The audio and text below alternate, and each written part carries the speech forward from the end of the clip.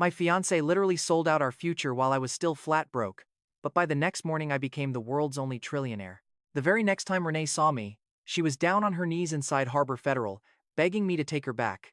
I calmly told the guard to throw her out, so he dragged Renee out along with the wealthy sponsor who had just tried to banish me. On Tuesday morning, we found ourselves in a VIP room at Harbor Federal, the exact bank funding Clive's entire company. Overnight, every normal dollar in the world turned to absolute dust. Only the cash I saved for our wedding kept its original buying power. And that is exactly why security listened to me instead of Clive Barlow, the rich guy Renee dumped me for. Renee clawed at the carpet, desperately grabbing my leg. Meanwhile, Clive begged the manager to remember his company's multi-million-dollar loans. The manager remembered them so well he threatened to freeze their accounts instantly. Seriously, how does a guy skipping lunch to save for a wedding suddenly end up richer than the bank's biggest corporate clients? To understand how Renee ended up face down on that floor, we have to go back to Sunday night. Her parents priced my love at my inherited home plus another $16,000. Renee's father slid a handwritten paper across the table. Her mother demanded another $16,000 from me. Renee folded her arms and said, "That proves you're serious, so sell the condo your family left you." I had spent years saving for this wedding, working endless cafe shifts, running deliveries, and skipping lunch because Renee constantly demanded more. That condo was the last gift my grandparents ever left me, but her greedy parents still insisted it was the only proof of my love. Renee called me selfish, and her father leaned in, telling me a real husband provides. I walked out with that paper before they could force me to sign. The next afternoon at my cafe job, I skipped lunch again, and suddenly heard Renee's voice behind the partition. She sat with another woman just 10 feet away, and since the partition hid me, Renee spoke completely freely. Only her face was hidden. The other woman asked when she planned to dump me, and Renee just laughed. She bragged about marrying me, faking a pregnancy, and then divorcing me to steal half my condo. My hand completely froze over the espresso machine. When the friend brought up Clive, Renee admitted Clive gets her, but her poor fiancé Austin pays for the exit. She literally called my inheritance a retirement bonus and labeled my life savings as compensation for wasting her time. I was literally starving myself for a girl planning a hostile takeover on my life. That joke came much later back then. Absolutely nothing was funny. I finished my shift, locked myself in the back room, and collapsed onto the cold tile floor. I had truly loved her. Under the shower, I finally broke down, crying for the home and future I almost threw away. But as the water turned freezing cold, a strange voice spoke in my head. "Austin Carrion, reset system activated.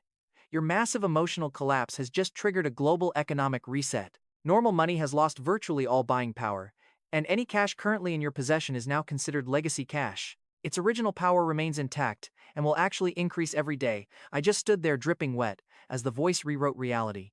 My very first thought was simple grief had literally installed malware inside my brain.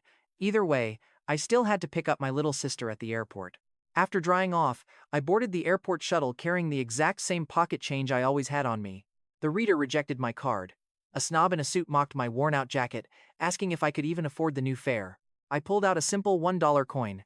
The driver checked its mint date, and his hand froze over the tray. "Sir, I cannot make change for this." The guy in the suit immediately stopped grinning. The driver whispered that a single piece of pre-reset cash could literally buy this entire bus. I pocketed my coin and stepped off before things got complicated. But now we know this crazy system is officially the real deal. Just across the street, high-end phones and watches were priced in tiny fractions of a cent. My wallet held yesterday's wealth in a world that had lost it all. Naturally, I headed straight to Harbor Federal. 20 minutes later, the teller finally called my number. The teller at the window was perfectly polite until I slid $1,000 in legacy cash across the counter. She counted 3 bills, froze, and immediately called her manager. Following a quick authentication check, the teller escorted me upstairs. Harbor Federal immediately bumped me up to their highest VIP tier and handed me a shiny diamond black card. But before the manager could even finish explaining the perks, Renee walked in with Clive Barlow, that wealthy older sponsor she chose over me. Seeing me at the private table, she smiled. Clive smirked, asking if I came to borrow that $16,000, while Renee chimed in to correct him, calling me her former fiancé. She squeezed Clive's arm, laughing that I still thought we were getting married. She practically confessed to cheating right to my face like I was an idiot. I stood up. Good, now I do not have to waste another second ending things. Renee's smug smile instantly twitched. She told me not to be dramatic, but I snapped that I only loved the girl she pretended to be, pointing directly at the door. Clive ordered the guard to throw me out, and the guard immediately stepped forward. but Harbor Federal's regional manager blocked him, announcing that Austin Carrion is actually their highest value private client. Clive stared down at that diamond black card, checking it twice, but the manager didn't hesitate, threatening me meant a brutal, instant review of Clive's massive corporate loans. Clive froze. Renee grabbed my arm, dropping straight down to her knees when I yanked myself away. Austin, I was just confused, Renee begged. Too late. This gold digger finally found real gold, but her timing was tragic. I ordered her removed. Renee clung tightly to my leg while Clive desperately called the manager by his first name. The manager turned his back. Gone. Security dragged them both out, and that luxury home remained mine. Before I could even leave the private floor, the teller stepped forward, returned my card, and introduced herself. Amber Lindley was the very clerk who had verified my absolutely insane deposit. With my account active, I headed straight to the airport to grab my little sister, Maeve. Maeve Carrion walked through arrivals with a single suitcase, a backpack, and enough sassy attitude to count as extra baggage. "You are late," Maeve announced. "Well, things got financially complicated today." She immediately eyed my jacket. "You look exactly as broke as yesterday." "Thanks," I laughed. I was worried my sudden glow-up looked way too expensive. She linked her arm in mine, asking for ice cream. No fancy condo or proof of love, just a sweet treat. That simple request hit me way harder than any bank card ever could. Maeve examined the strange card. "Whatever," she shrugged and immediately handed me her suitcase. She barely got a single bite before some rich kid tried to show off by insulting me. A group of students had noticed her near the airport coffee shop. Their leader was Travis Prescott, a spoiled college kid who carried his fancy car keys like a whole personality. Travis glared at me, then flashed a smug smile at Maeve. "Your brother couldn't even bother to dress up for your arrival," he sneered, jingling his keys and offering her a ride. The two girls with him watched closely for her reaction. Travis had built this entire moment assuming his expensive ride beat family. Maeve answered before I could, snapping that I dressed to pick her up, while he dressed to be noticed from space. Travis's friend laughed. Travis did not. Suddenly, that reset system spoke directly to me. Mission. Spend $1 legacy within 2 hours. Reward, triple strength. Failure means forfeiting the mission. The rule was simple. Spend 1 full legacy dollar. The real problem was that the entire coffee shop could barely charge me even a tiny fraction of that amount. Travis watched me quietly study the menu and smirked at my cheap jacket again, offering to buy Maeve a drink. She just grabbed my arm instead. So, I walked straight to the register and paid for every single person in the shop. The manager just stared blankly until I slapped cold legacy cash right onto the counter. Cups flew. Strangers cheered. Maeve immediately stole the first ice cream from the massive order because clearly, family has zero respect for ceremony. "Get a load of this guy." Travis yells out, "Look at them, 1 free drink and every poor person here loses their mind." The room fell silent. A driver turned, and a tired mother stepped away. The 2 girls beside him suddenly acted like they had never met him. The shop manager completely stopped serving Travis. One student silently handed his untouched drink over to Maeve. A single insult had officially cost Travis the entire crowd, both girls, and his only clean exit. Travis desperately tried to push through the very crowd he just insulted. Someone accidentally bumped him, and another person stepped right on his shoe. By the time he reached the exit, he was down on the floor. Out cold, cooked by people holding free coffee. But the total still sat way below 1 legacy dollar. So, I told the manager to prepay every single order until the register hit exactly 1. System chime. Mission complete. Triple strength awarded. A small white pill materialized directly in my palm. I swallowed it before I could hesitate. My muscles tightened, and the metal spoon in my hand easily bent. I gripped the edge of a steel chair and felt it flex. The metal groaned under my bare hand while Maeve stared. "Just a new, very exclusive gym," I joked. Before sunset, Lauren Tate drove us straight to my company. An executive named Keith Dugan was currently stealing the presentation I had spent weeks building. Lauren was my manager, the only one. She was the single executive who ever actually defended my project. She arrived in a sleek red sports car, wearing a matching red dress that did absolutely nothing to help my concentration. In my defense, that gorgeous dress was definitely winning the argument. Lauren caught me looking. "Eyes up, Austin," she smiled. "Your presentation starts in 20 minutes. Maeve buckled in while I stared hard at the dashboard. Lauren smiled, teasing that the dashboard wasn't breathing. Honestly, I considered walking. Lauren squeezed my knee, then turned serious. Keith had taken my materials, erased my name, and scheduled himself as the presenter. He had even locked my work account, telling the staff I had completely missed the deadline. Luckily, Lauren had bypassed it and reopened the account herself, copying the final deck before Keith could completely erase it. Her rescue came with a backup file and a 20-minute deadline. The flirting lasted 3 seconds. This theft was on a strict timer. Maeve waited down in the lobby with her bags while Lauren dragged me straight into the conference room. Keith Dugan was there, tossing my project folder onto the floor. You and I both know the type. Keith was an executive who stole other people's work and called it leadership. The office vulture had finally found a project actually worth stealing. You are off the project. Keith sneered at me. I will be presenting this. Grabbing the folder, I stared at him. Explain the third stage retention model. Keith's jaw clenched. I don't answer to you. He lashed out. I caught his wrist before it moved. Triple strength made his arm weightless. With a quick twist, I slammed him face first onto the polished table, pinning his shoulder. Beside us, his assistant froze mid-strike. 2 top executives stared in shock. This power trip? Completely ruined in front of everyone. One manager yelled at me to let him go, insisting Keith would still present. Lauren slammed her folder shut. Fine, she said, ask him just one thing about the project. The executive did. Keith froze at the first slide. I answered instead. Lauren pointed at me. The creator presents. Keith muttered that I would pay for humiliating him. Seriously, what did this guy expect? He stole my project, choked on a basic question, and still wanted a fight. I took the stage, throwing out Keith's garbage speeches. Instead, I broke down the real problem, the numbers, and our success. My core team started nodding in agreement even before the vice president showed his approval. The VP praised the work, announcing it blew right past every target we set.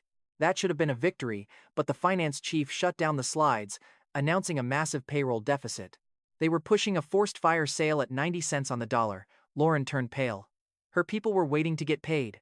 The books were cooked, and the sneaky buyer papers showed Keith's hidden partners waiting on the other end. Keith smiled too soon, but wait for this, the boardroom door suddenly swings open. Philip Kersey, the heavy-hitting banking investor who saw my deposit, walked in with the chairman. Philip recognized me and immediately straightened up. Keith saw Philip show me respect. His smile vanished. I tossed a single legacy dollar onto the table. I will buy the controlling share and fund payroll myself. The chairman glanced at Philip, who nodded once. Mr. Carrion can fund it. 1 legacy dollar just beat their 90-cent fire sale. This vulture spent months planning the ultimate corporate heist, only to get outbid. Keith screamed it was impossible, reaching for the papers. Lauren slammed her high heel onto the folder before he could touch it. Your presentation was pathetic. Lauren told him his theft was even worse. I pointed out the fraudulent buyer papers and the fake payroll deficit. Next, I pointed right at the snake who tried to steal my work. Start with him, I told the board. Keith's allies backed away immediately. One manager kicked Keith off the call immediately, while another asked Lauren for the real payroll list. Just 10 minutes ago, they treated her like a failure. Now, every single corporate decision had to go through her. Clutching my folder to her chest, Lauren stood tall. No one looked at Keith again. By midnight, his massive fraud case hit national news. My phone flashed the headline next to a document naming me the new controlling owner. Press crews swarmed the lobby. The same staff who ignored me this morning were begging security to know if I was returning. The press knew my name. The staff had my number, then Lauren texted one-word dinner. She said I owed her some answers. I had saved her legacy, and now she needed to know my next move. Over drinks that night, we celebrated stealing the company back. She picked a secluded spot because every business reporter in town wanted my photo. I chose a corner table to block stray cameras, and Lauren laid the transfer papers next to my glass. What are your plans for the company? She asked. I slid the papers right back. You are running it. Her glass stopped midair. The fierce woman who just dominated a corporate boardroom suddenly looked tired, asking if I was actually serious. Pushing the documents back, I smiled. The authority belongs to you. The ownership stays with me. Tapping the backup drive she snatched from Keith, I reminded her she protected me when I was just a broke barista. Run it. She leaned in, asking if she was my president. No, my operating chief, I corrected as she tapped my glass. And outside office hours? I met her gaze, whispering that it sounded like a compensation debate. She smiled, promising to bill overtime. She stood up, tripped on her heel, and twisted her ankle. Carrying her to the Granite Crown Hotel became my only option. The front desk clerk upgraded our room without a word. I figured her elegant dress did the negotiating. Inside the luxury suite, I laid her gently on the bed and turned to leave. Lauren grabbed my tie, warning that if I left, she would call it a hostile corporate takeover. I asked if that was a threat. She pulled me down overtime. 6 hours later, Lauren gave me a soft kiss and tried to walk out with her dignity intact. Her shaky legs said otherwise. Honestly, it was highly enthusiastic, but terrible for my sleep schedule. Suddenly, the cold system broke my peace with a brutal alert: spend 50 legacy dollars. Plus, my account had grown 5% overnight. Man, it felt like heartbreak came with compounding interest. I offered to dump some mission money straight into her company. Lauren stood tall despite shaking. No, we stabilize first, she said. You cannot fix sabotage just by throwing money at it. I closed the transfer screen and left the operating papers right in front of her. Right before it closed, a second notice flashed. Controlling shares in Granite Crown Hotel acquired. I was honestly way too tired to even process it. That mistake would become hilarious later. Before dawn, a call from my buddy Jacob Mullen dragged me to the hospital.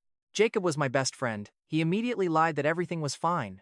Yet there he was standing outside his mother's room, looking like he had not slept in 2 whole days. That woman had treated me like real family, long before anyone ever called me a private client. Now she lay behind the glass while Jacob clutched a medical bill in his jacket. I asked what they needed. Jacob just shook his head. You have your own mess, he muttered. The old family struggle was back again. Different room, same suffocating leash. I walked right up to the payment desk and anonymously transferred a single legacy dollar. 5 minutes later, 2 doctors entered his mother's room. A nurse rolled in fresh equipment. They immediately moved her into the best private suite, assigning a specialist who had ignored their last 3 phone calls. The very same administrator who wanted her discharged was now holding the elevator door open, apologizing profusely. Jacob's mother actually woke up mid-move. She spotted me standing behind her son and gently squeezed my fingers. Jacob's tense shoulders finally dropped as the elevator doors closed on safety and proper care. Jacob just stared at the moving bed, wondering who paid. The clerk looked at the transaction screen and swallowed hard. A $1 legacy donation. Look at this scale, 1 legacy dollar triggers a full-blown national emergency again. Jacob found me waiting by the elevator. He grabbed my shoulder, begging for the truth, but I spun around too fast and accidentally punched his gut. My insane triple strength folded him right over my arm. I grabbed him before he fell. That was a total accident. Jacob wheezed, gasping that my accidents clearly have a gym membership now. Steadying him, I held his shoulder until we locked eyes. You call me before the damn medical bill turns into a funeral, I told him firmly. Never hide your pain from me again. Jacob nodded, his eyes welling up as he promised. As I swore his family would never face this nightmare alone, the system chimed in. Measure site successfully unlocked. You can now analyze distance, ratios, and tiny physical inconsistencies with unbelievable precision. Leaving the hospital later that afternoon, I passed Serena Prescott standing like a poised heiress outside her father's room. The sick man handed her a sealed energy proposal, whispering that their entire family business depended on it. Serena left, holding the crucial document her family needed. She kept her chin up while onlookers stared greedily at that file. In my defense, I definitely noticed her. Soon, she headed over to Brighton State University. Suddenly, an old lady stepped into her path, dropped hard, and shrieked that Serena had shoved her. Instantly, 2 random strangers appeared. One whipped out a phone, while the other pointed toward a camera and demanded cash. My measure sight instantly analyzed the scene. There was a clear, physical gap between Serena's hand and the lady's coat. The nearest street camera was angled completely wrong, and the second witness started recording before she even fell. I immediately stepped right between them, announcing she never touched you. Clutching her hip, the old lady asked if I was calling her a liar.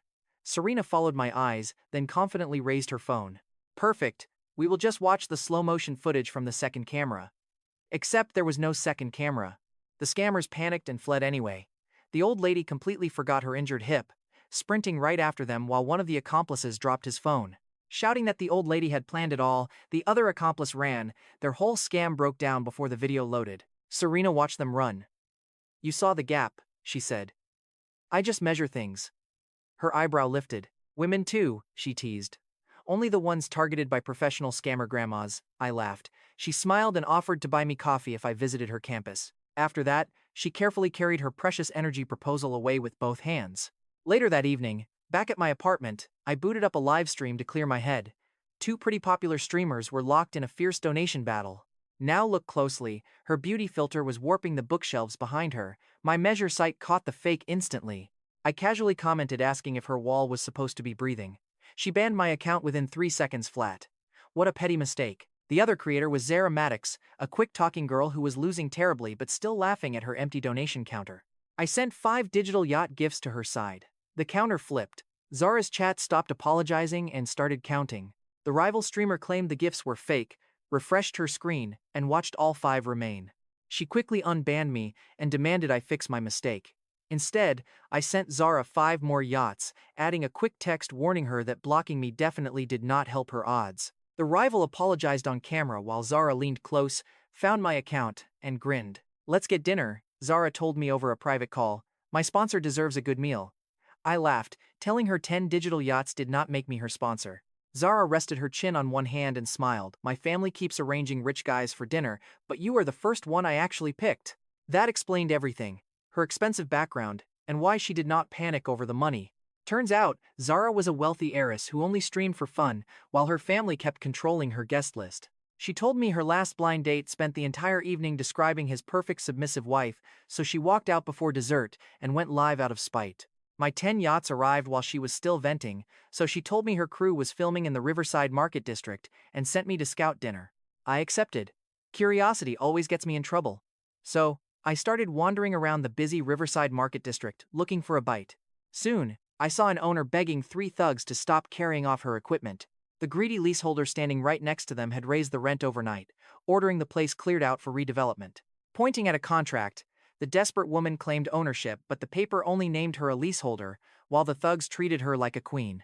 A pure rent parasite. She confused collecting rent with actually owning the land. Get ready for this. One thug grabbed the stove, so I snatched it back, then slammed the second guy into the wall using my triple strength. I called Philip Keje. He was the wealthy banking investor who recognized my massive deposit. I immediately asked him who actually owned the land, and he gave me a simple one-sentence answer: she did not own the district. "Buy it," I told him. The woman laughed, saying you cannot buy a whole district during lunch. Philip called right back. The true owner accepted, so I showed the leaseholder the digital transfer. Instantly, the rent parasite's knees hit the hard concrete. She quickly agreed to lower the restaurant's rent and utilities without me asking twice. The relieved restaurant owner hugged her old stove like a survivor of war, while other shopkeepers began pouring into the street. That greedy leaseholder jacked up their bills too, so I forced lower terms on everyone. Her hired thugs looked at their boss kneeling, set the heavy equipment down, and walked away. Meanwhile, a tenant filmed her on the sidewalk. The humiliating clip went viral before the owner pulled us inside for hot food, while the kneeling leaseholder kept slashing bills for the whole block. Suddenly, the system chimed fraud sense unlocked. It warned that deliberate lies would trigger a penalty. Honestly, her greedy rent increase lasted shorter than my quick phone call, and now we had free food. Later, Lauren and I started planning Carrying Group, the massive investment firm she would be running under my name. She slid into the booth right beside me instead of sitting across. President, operating chief, and secretary. I joked that I was collecting way too many titles. "You rejected 50 legacy dollars this morning," Lauren laughed, stealing a bite from my plate. "I also manage your terrible ideas." She suddenly leaned in close, sniffed my collar, and narrowed her eyes at another woman's sweet perfume. "A hospital corridor, call me first next time," she teased. Before I could answer, the system's emergency alert suddenly flashed. Hostile intent detected nearby. Peering through the dark window, I saw 3 shadows waiting in the alley. As Lauren reached for her phone, I grabbed my stomach and lied that the spicy market food had just declared war on me. Rolling her eyes, she called me incredibly dramatic and headed out the front to grab the car. Meanwhile, those 3 shadows stayed put in the back alley. The lie worked.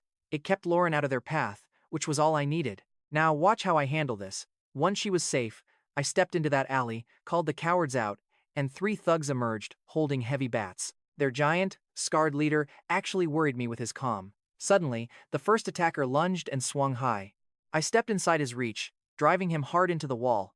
When the second came low, I kicked his knee and snatched his wooden bat. Then their scarred leader aimed directly for my head. Reading the angle perfectly, I caught the weapon with one bare hand as blinding pain shot through my palm. My triple strength managed to stop the blow, but it did not make me physically stronger than him.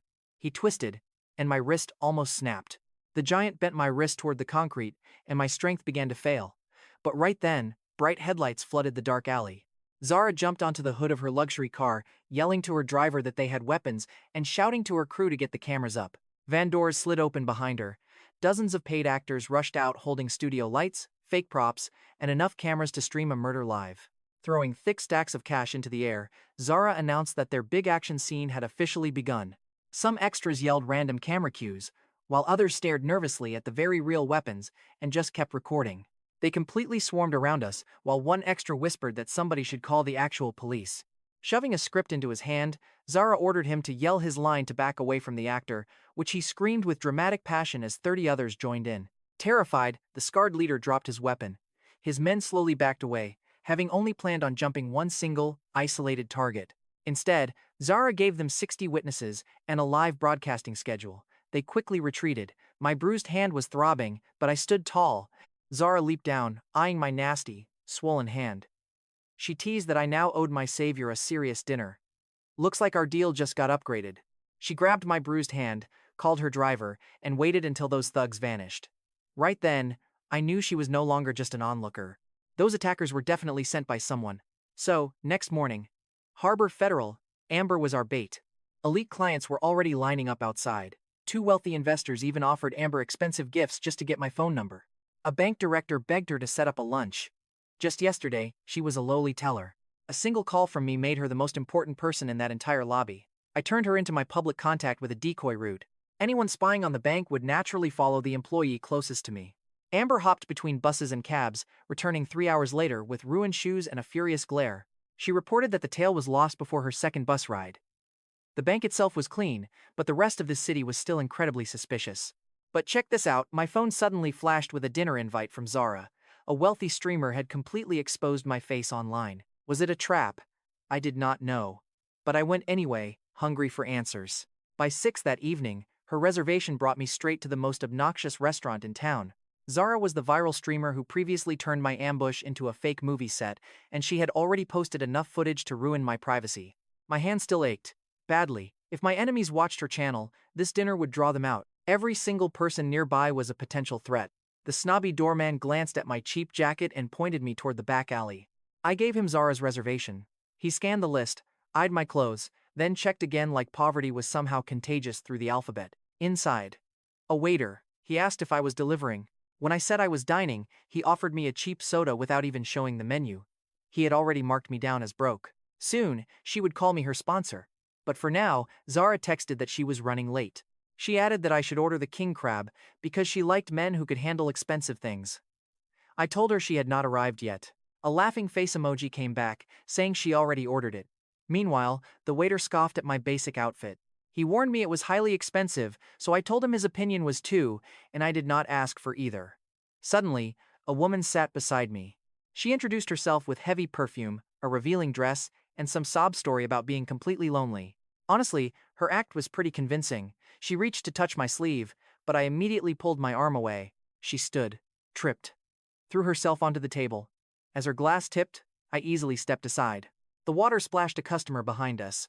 She shrieked that I grabbed her, and a guy instantly started filming. 2 security guards blocked the aisle. The snide waiter grinned, looking absolutely thrilled that his biased assumptions about me were seemingly proven right.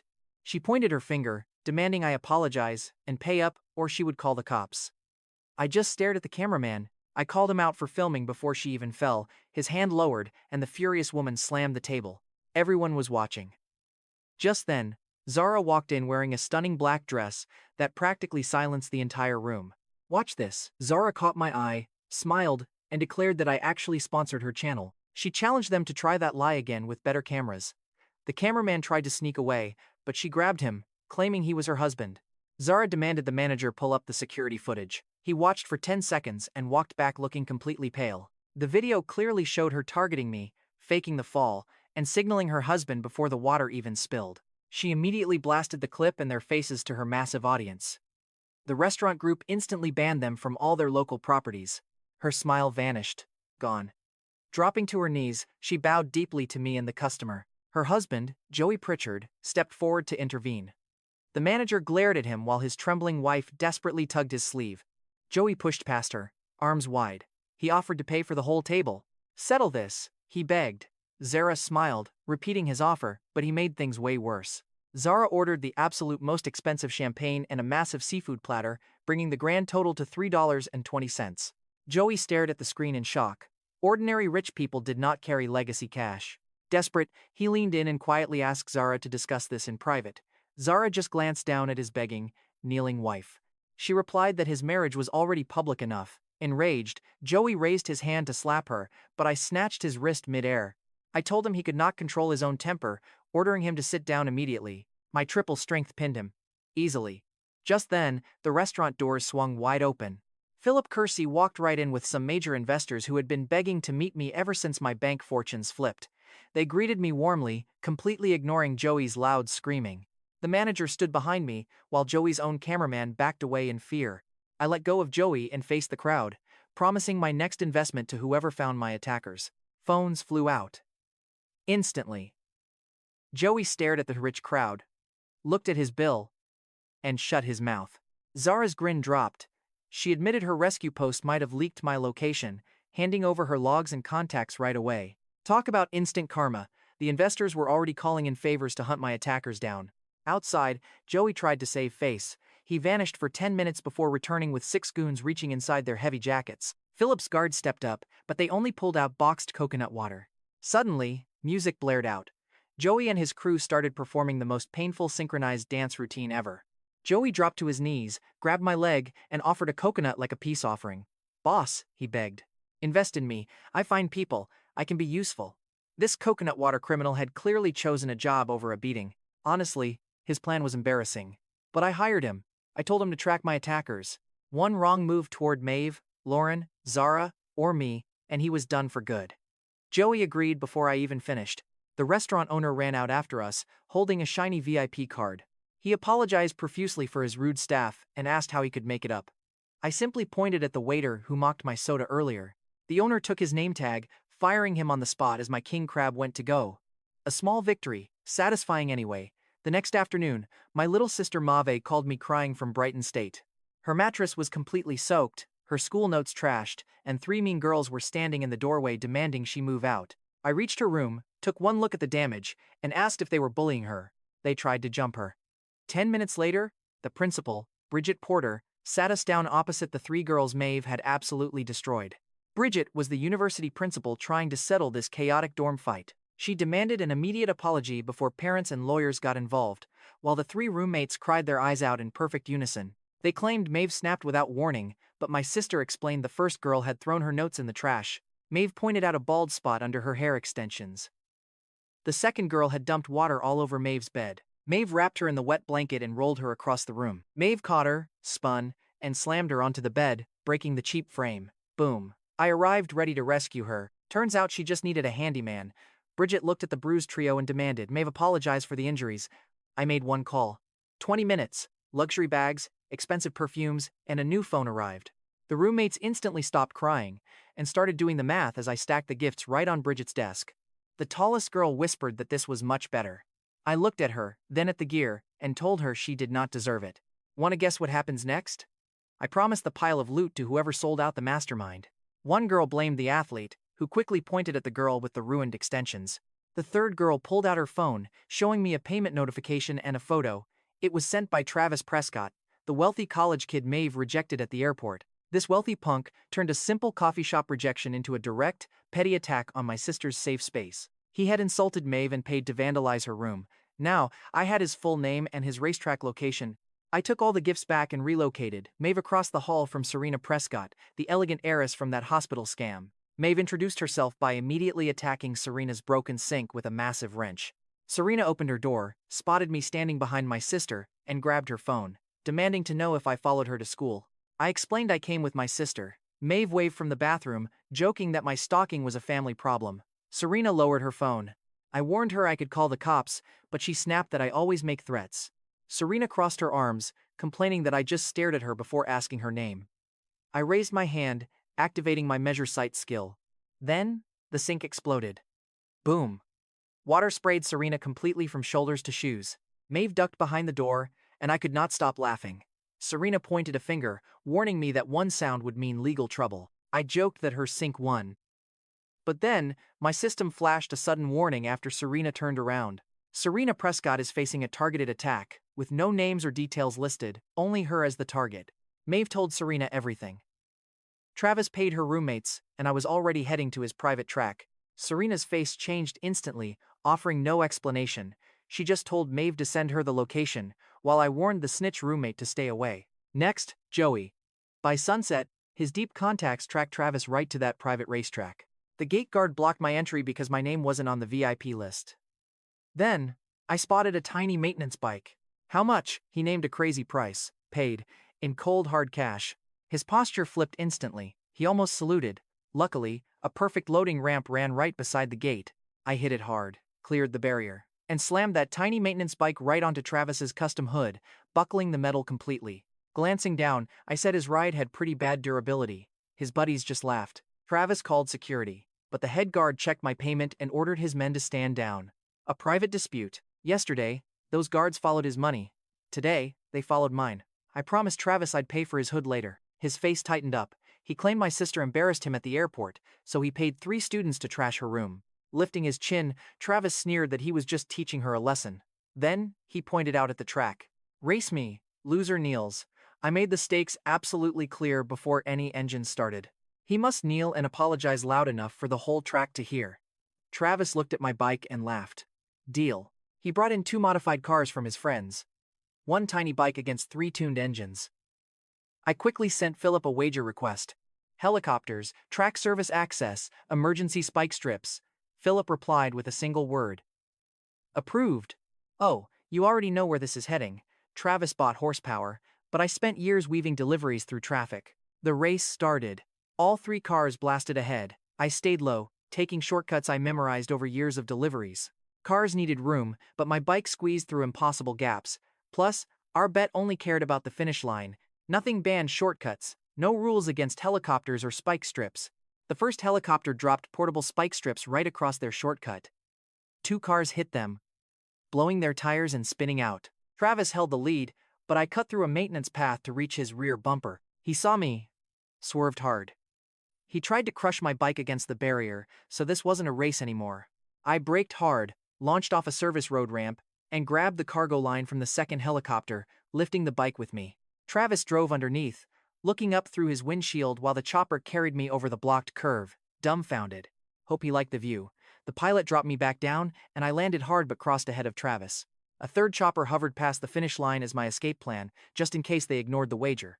Travis came in too fast, clipped the barrier. He buried the front of his ride in the safety wall. By our strict wager, I won. However, one of his wrecked cars had actually crawled over a side timing line first. Loophole. The polished man standing beside Travis used that immediately. He claimed my win didn't count because another car finished first. But before I could speak, Serena arrived with Maeve. Serena marched right up and slapped Travis hard across the face. Staring in shock, I learned she was his older sister. That polished guy was Dominic Arston, a wealthy family ally whose presence was keeping the track staff from stepping in.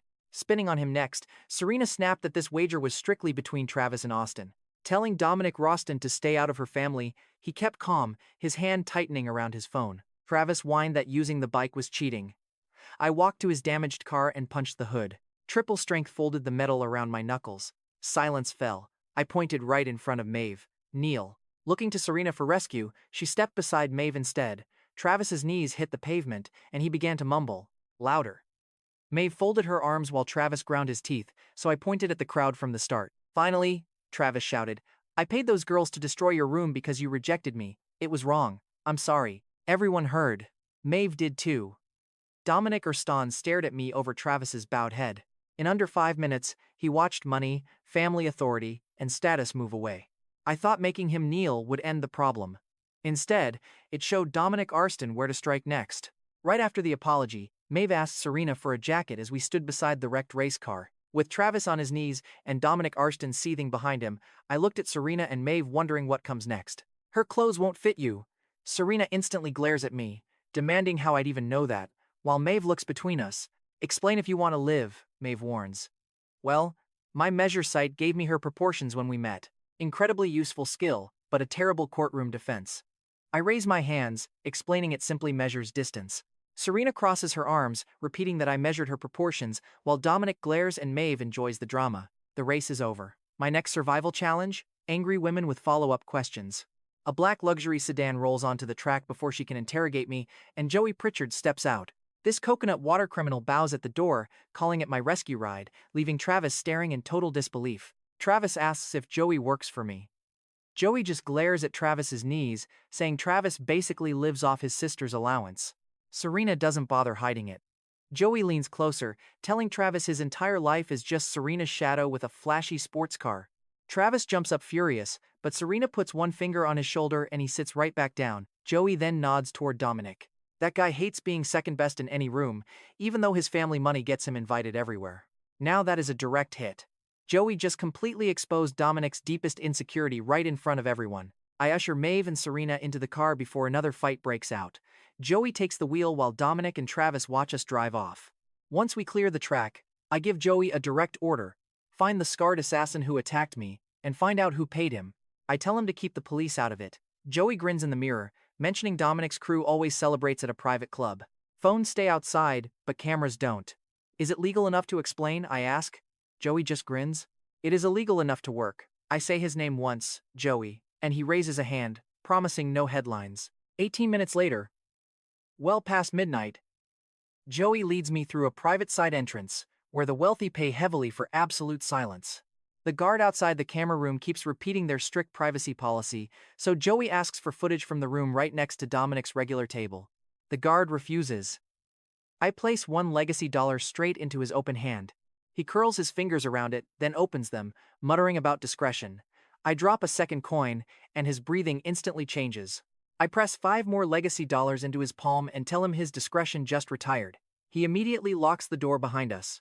If one legacy dollar gets a patient royal treatment, then 5 of them easily buy a rich man's highly classified secrets. This economy is completely absurd. The guard plays a short clip from the adjacent room showing that scarred gang leader sitting with 2 men. His face is crystal clear, but the boss remains just out of the camera's frame. The scarred man explains they'll ruin Serena Prescott publicly. They want to isolate her so the boss can swoop in as her sole protector. Then, a second voice asks when her birthday is. The scarred man reveals a dramatic hotel incident will soften her up first. That's our jackpot. We now have their exact plan and the date. The boss's name stays hidden. Joey taps the screen, noting that Travis definitely knows her schedule. Joey suggests Dominic has the cash to fund a massive spectacle, but I cut him off. Those are just guesses. We need the boss. The operator nervously slides 2 coins back, but I push them right back. Keep them, and forget our faces. He nods silently, lowering his gaze. Pretend you were never here, he whispers. Once outside, Joey jokes that $5 for footage and amnesia means he chose the wrong career. I dryly remind him that he chose selling coconut water. Joey proudly raises his chin, calling it a strategic pivot. Well, now we have a solid lead. So the big boss is still a mystery. But as we make our exit, things take another wild turn. A woman in a glittering stage outfit is hiding behind a curtain while Clive Barlow aggressively grips her arm. I recognize both of them immediately. That's Bridget Porter, the principal who messed up Maeve's school fight, and Clive, who used to sponsor Renee, the very same guy who got dragged down when Peacock Harbor Federal collapsed. Now, Clive is shoving a phone right in Bridget's face. It is loaded with compromising photos of her. Clive commands her to perform, promising to delay her father's debt for another 3 months. Refuse, and he'll send these to every university parent. Bridget's hand trembles weakly against the curtain. Clive is holding her phone and the official debt note. That is all the proof I need. And it is pretty damn ugly. I step right between them. Clive lets go of Bridget, trying to fake his usual smile while telling me this is private. I snatch the phone away, telling him he lost any right to privacy back at Harbor Federal. Clive desperately reaches for it, but I hold it high out of reach. He stammers that Bridget signed every single page, but I calmly ask where he got this cash after Harbor Federal started auditing his business loans. His hands freeze. I lean in, whispering that if he charges her interest, I will leak his shady loan source to every bank currently auditing him. Leak those photos and I add blackmail. Clive instantly looks to the club manager. The manager just stares at the floor. Nobody helps Clive. Bridget whispers that he'll absolutely ruin her father. Clive practically tripped over his words. The debt is gone, so just keep her away from me. He deleted those photos right under my thumb, abandoned the signed contract, and bolted through the back exit. Bridget finally let her shoulders drop. Close to midnight, I asked Bridget why she ever agreed to Clive's insane terms. She confessed her father's medical bills had completely wiped them out. She had to borrow money just to save him, but Clive piled on so much interest that survival felt impossible. No way she was returning to Brighton State University in that humiliating uniform. A single leaked photo would ruin her whole life before sunrise, so I brought Bridget to the Granite Crown Hotel. The front desk recognized me instantly. 2 nervous managers rushed out, upgraded Bridget to the grandest suite, and addressed me as Mr. Carrion about 3 times. Honestly, I completely forgot my reset system gave me controlling shares of this place last week. I was so exhausted I ignored the alert. But walking into this suite, Their pure panic suddenly made sense. A massive heart-shaped bed sat in the middle, complete with silk restraints on the pillows and a control panel for 6 crazy moods. Bridget stares in disbelief, asking if this is my idea of safety. I mean, come on, I just wanted a door with a lock. She looked up and pointed out the mirrored ceiling. I slowly backed toward the exit, protesting that I did not order that setup. Her eyes drifted to those silk restraints. She told me I was leaving, and I bolted for the door handle. Fast. But Bridget grabbed my sleeve, and for one highly dangerous second, my brain completely short-circuited. She let go and looked down, admitting she owed Maeve a massive apology for choosing the absolute easiest way out. Turns out she actually forced that bullied student to apologize just to avoid messy paperwork. Bridget feels like she completely failed her. Now she wants Maeve's new dorm address to protect it herself, so I hand it over. Bridget promised to check on her first thing tomorrow. She set a quick reminder on her phone while I awkwardly stood there. My racing pulse was still recovering from that near romance. Downstairs, the manager rushed up, hoping the inspection of the suite met my high standards. I stopped. What inspection? He just handed me the transfer papers. Yep, the system actually made me the majority owner of this entire luxury hotel. No wonder the staff looked so terrified. Just then, Joey walked in sipping coconut water and spotted Bridget's room number on the desk screen. He smirked. He teased that I bought a hotel for a girl. I ordered a room audit. His grin died. The manager pulled up Joey's minibar and service fees. I told him to charge Joey for everything. Joey panicked. Joey begged for privacy, but I told him $5 buys plenty of it. He could afford that. The coconut water thief slowly dragged himself upstairs behind the manager, suddenly obsessed with keeping track of his receipts. By morning, we were at the hospital where Jacob's mom was lovingly forcing us to eat breakfast while Jacob brooded. Her treatment was actually working, but Jacob was clearly hiding a major crisis. He finally admitted his girlfriend Holly had completely stopped answering him. Holly worked over at a local car dealership and had been ignoring a pretty bad shoulder injury for weeks. Jacob thought she was trying to dump him, but I knew these two idiots were just terrible at communicating. Once we left, Jacob gave me her dealership's name. I forwarded it to Zara, who messaged back almost instantly. Her family's corporate fleet renewal was happening right there today, and the new cars were already arriving. She warned me not to wreck the showroom before she arrived, just as Jacob and I pulled up. We spotted Holly standing right next to a shiny display car, holding her braced arm.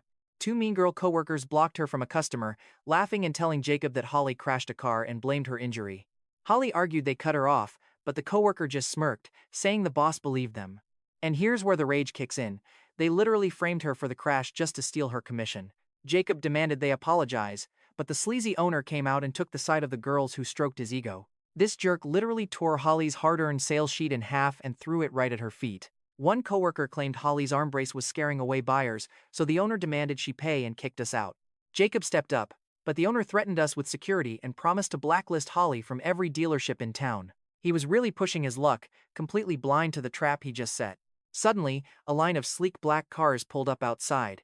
The owner turned just as Zara walked in holding the massive fleet renewal contract. She took one look at Holly's brace, then at the owner's smug face, and raised the folder.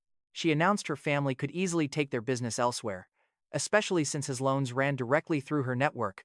The owner laughed at my jacket. Huge mistake. I quickly stopped Zara before she canceled our plans. But he mistook my hesitation for mercy, instantly ordering security to kick us out and demanding Holly hand over her badge. Fine. He chose his side with witnesses around.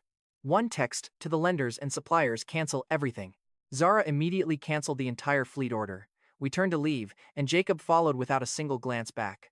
Holly slammed her badge down and joined us. And here comes the instant payback. His inventory credit vanishes first, and then the family fleet order gets totally wiped out. Next, a supplier demands instant cash before delivering another single vehicle. By the time he stumbles outside, his phone is blowing up with refund alerts. Even the customers inside are shouting for their deposits back. A delivery truck pulls up to the curb, pauses, and immediately reverses because the shipment got canceled. Half the showroom lights go dark as staff start packing their things. Out of pure panic, the owner turns on his saleswomen. One gets fired instantly, the other tries blaming Holly, but the owner snatches her folder and screams that they just ruined his entire life. I finally look back. Just one message. Your funding, fleet order, and guarantees are officially gone. Desperate, he begs Holly to come back. She just hands him the badge he snatched and tells him to keep it. Outside, Holly finally explains why she stayed away. His mom was sick, and she was drowning in medical debt, injuries, and lost commissions. She thought loving him just meant becoming another heavy burden. But Jacob takes her hand and tells her she cannot run away to save him. Holly breaks down. Jacob kisses her forehead, promising they will carry the hard times together. I give them 5 seconds before business takes over. Holly, I need a driver. She wipes her face and says she is excellent. The test drive almost ends at the first guardrail. Jacob calls her beautiful, so she looks at him instead of the road. I grab the wheel as we miss a concrete barrier by inches. Holly just protests that she was injured. Keeping both hands on the wheel, I remind her she was flirting at 40 miles per hour. Jacob claims she can improve, so I just point forward. She can start by keeping her eyes on the road. Somehow, Holly keeps the job. Against all common sense, I stay optimistic.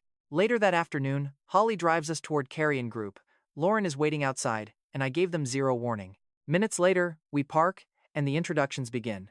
Holly is now my official driver, plus she is Jacob's newly reunited girlfriend.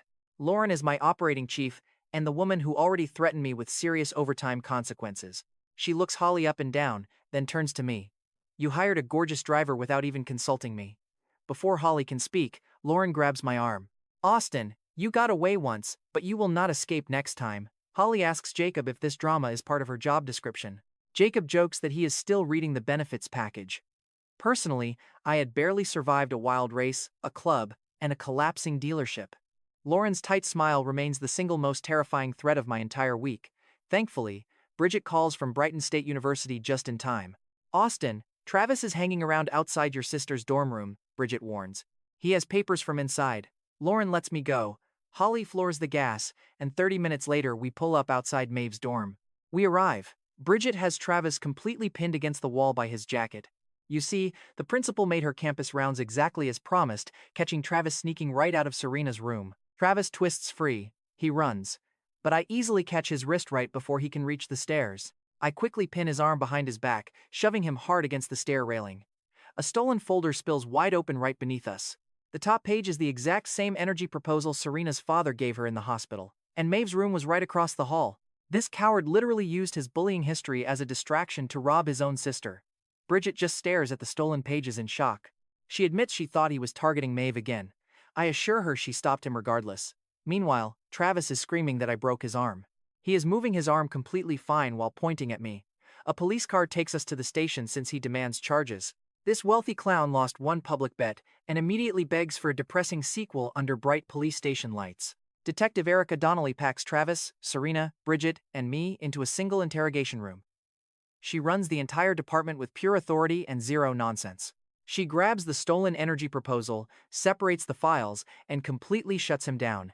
Travis tries throwing his family name around to demand a private office, so Erica just slides a cheap plastic chair toward him. When he threatens to file complaints, she snaps that his name fits right here, handing him a form to write his complaints carefully. Seeing that, the officers stop treating Travis like a victim. One drags his chair away from the desk. Another takes back the water Travis had ordered. Serena arrives 5 minutes later, immediately checking the stolen folder to ensure everything is there. Then she turns to face Travis, telling the detective she is dropping the complaint. Travis just smirks at me while rubbing his shoulder. Travis whines. But Serena instantly pulls up her banking app, warning him his allowance is on the line. He moves it. Fast. But Serena taps the screen anyway, freezing his funds and curing his fake pain. The medical report is just a formality now, but Erica still holds me until the clinic confirms he is fine. Before the report even arrives, Bridget rushes into the station, standing protectively right between Erica and me. She claims I only stopped Travis because she asked, boldly taking all the responsibility onto her own shoulders. Erica looks from Bridget to Serena. Right then, Lauren's second call buzzes. Talk about a raised eyebrow. I tell Bridget to go back, protect my sister's room, and keep her job. Travis has caused enough trouble. Bridget hesitates, gives my hand a quick squeeze, and leaves. Erica watches her go. You collect principals now? I just shrug. Only the apologetic ones. Erica smiles as the official clinic report finally buzzes in. No fracture, no sprain, 0 injuries. Erica officially clears me, closes my file, and leans right across her desk. She remarks that I still twist wrists before asking questions. Looking closely, I remember she was my school senior. She was also my very first crush. The girl who disappeared without a trace, trading her school jacket for a badge. That dangerous smile easily survived her career upgrade. Erica Donnelly, I say. She taps her badge. Detective Donnelly at work. Erica nods towards Serena outside, teasing that my taste got expensive with the younger Arises. I just lean back. I explain I did not know she was an AIS when we met, then mention saving the principal from debt. Erica taps my buzzing phone, noting it is the operating chief. Lauren's name is flashing right on the screen. She says I need dinner and an alibi. I follow her. Old school crushes make terrible decision-making aids. But once her shift ends, her dinner invite instantly turns into a forced cleaning sentence at her messy apartment. Clothes cover the couch. Takeout boxes occupy the table. Only one clean plate sits on a chair. Erica hands me a bag. Being taller, she tells me to start with shelves. I call it detective abuse. She just calls it community service. Can you believe this? I've literally become the richest man alive, yet here I am sorting her dirty laundry on Friday. Erica sits on the counter, asking how many girlfriends I have. When I say none, she counts them on her fingers. She lists the Aries sister, the principal, and that chief who called twice. I hold up the trash bag. Witness list. She kicks my shin for that bad answer. I ask how many guys have eaten here. She points to the plate. Just one, she says, and he is holding her laundry. I look at the plate. That sounds incredibly unromantic. Swinging her foot, she says it gets romantic once trash leaves. I tie the bag, teasing her standards have fallen. She looks me over, joking they survived me. I hold up a shirt. Evidence? She says that depends who sees it. She snaps a photo immediately. Erica shows me the picture of Austin Carrion, supposed trillionaire, standing there looking totally defeated with a handful of laundry. She threatens to send it to Maeve unless I take her shopping. I hold out my hand. Blackmail by a detective. Erica just pockets her phone. Calling it efficient scheduling, she adds a condition. I must attend her father's 60th birthday. I agree, then ask why she vanished. Erica's smile fades for a beat, admitting she never wanted that separation to happen. Finish cleaning, she says, then maybe I'll earn the reason. She turns away and starts tying her shoes. Before I can finish, a call comes through her radio. Erica heads for the door and points out the window, asking if I see the man crossing the alley. I look over. Erica catches my jaw and kisses me. By the time my brain finally restarts, she is already running down the stairs to chase him. I am just standing there, holding a trash bag and half her wardrobe. Talk about a dignified reunion, right? Next morning at Kerrigan Group's conference room, I gather the investors who failed to identify my attackers. They have money, contacts, and plenty of beautiful excuses. Yet, they still do not have the man behind the bats. I place 10,000 legacy dollars right on the table. I announce this fund's Carrion Intelligence, a licensed field team. Joey will supply us with street-level access. They need to trace the scarred attacker and the energy proposal. Within hours, Joey's clear recording helps the team match that scarred leader to Ronan Cade. But nobody can reach his employer. Find out why Serena's energy partner keeps circling her family through Travis. Rich men have finally reinvented detective work. I try hard not to applaud as the investors stop defending their failures and start competing for assignments. One offers top analysts, another offers former fraud investigators, and a third tries putting his name on the company before the ink even dries. I erased his name from the contract and gave Lauren complete hiring authority. Joey wanted executive in his title, but I made him a field source. Then he demanded a company car, right as I pulled up in mine. I reminded him of that. Joey patted his keys, claiming the car was his personal brand. I pointed back, your personal brand surrendered to coconut water. After whining for 7 minutes, he handed over 3 highly valuable contacts. I saved them immediately. Later that night, Joey called me from the Granite Crown Hotel. Dominic had booked the entire penthouse floor for Serena's birthday. Ronan managed crews setting up fireworks, drones, and a private stage. Joey whispered, boss, they are using your hotel to seduce Serena. I told him to cancel it. Joey lowered his voice. Counter-proposal. Let us steal it. I closed my eyes. Joey's awful plans always worked. That fact was starting to become medically concerning. He explained that our hotel staff already controlled the drones. Meanwhile, Dominic had paid for every single light. Joey wanted to hijack the drone show and humiliate Dominic. Honestly, you can already guess how well he listened to me. Define dangerous, he said. I rubbed my temples, nothing with fire. Joey replied the fireworks were already set up. I drove to the Granite Crown Hotel. At midnight, Serena arrived beneath a sky exploding with fireworks. Dominic stood with Travis and Ronan on the penthouse terrace. That heir with a spreadsheet for a soul wore a pristine white suit, acting like he owned the moon. Drones formed Serena's name in the air. Surrounding guests raised their phones. Staff members lined the terrace walls. Dominic built a massive audience because private pressure was too small for his colossal ego. He presented Serena with a gorgeous, jeweled folder holding the exclusive energy contract. Travis stood right next to him, grinning like he already got promoted for stealing my papers. Dominic offered his hand, saying tonight was for her, to finally launch their family's energy partnership. But Serena stayed by the terrace railing, completely ignoring his hand. Instead, she slowly raised my recovered business proposal. She announced Travis stole this copy from my room yesterday, yet you brought him. Travis's smug smile instantly shattered. Shocked guests lowered their cameras toward Travis. Dominic desperately tried talking over her, but Serena cut him off. This is a business celebration, so stop presenting it like an engagement. Suddenly, the drone lights shifted, scattering her name. Hundreds of glowing lights quickly rearranged themselves into one giant letter K. I walked onto the terrace, looking up in shock. Joey definitely skipped that detail. Serena turned toward me, a deep blush rising on her cheeks. Travis looked ready to literally fight the sky. Dominic snapped furiously at the manager to change it back. But the manager just stood by my side. Mr. Austin Carrion owns this hotel. Dominic demanded to speak with the regional owner immediately. The manager just handed him a tablet showing my controlling share record. He stared at my name, closed the screen, and refreshed it. Absolutely nobody moved to fix those drones. Dominic's next command completely died in his throat.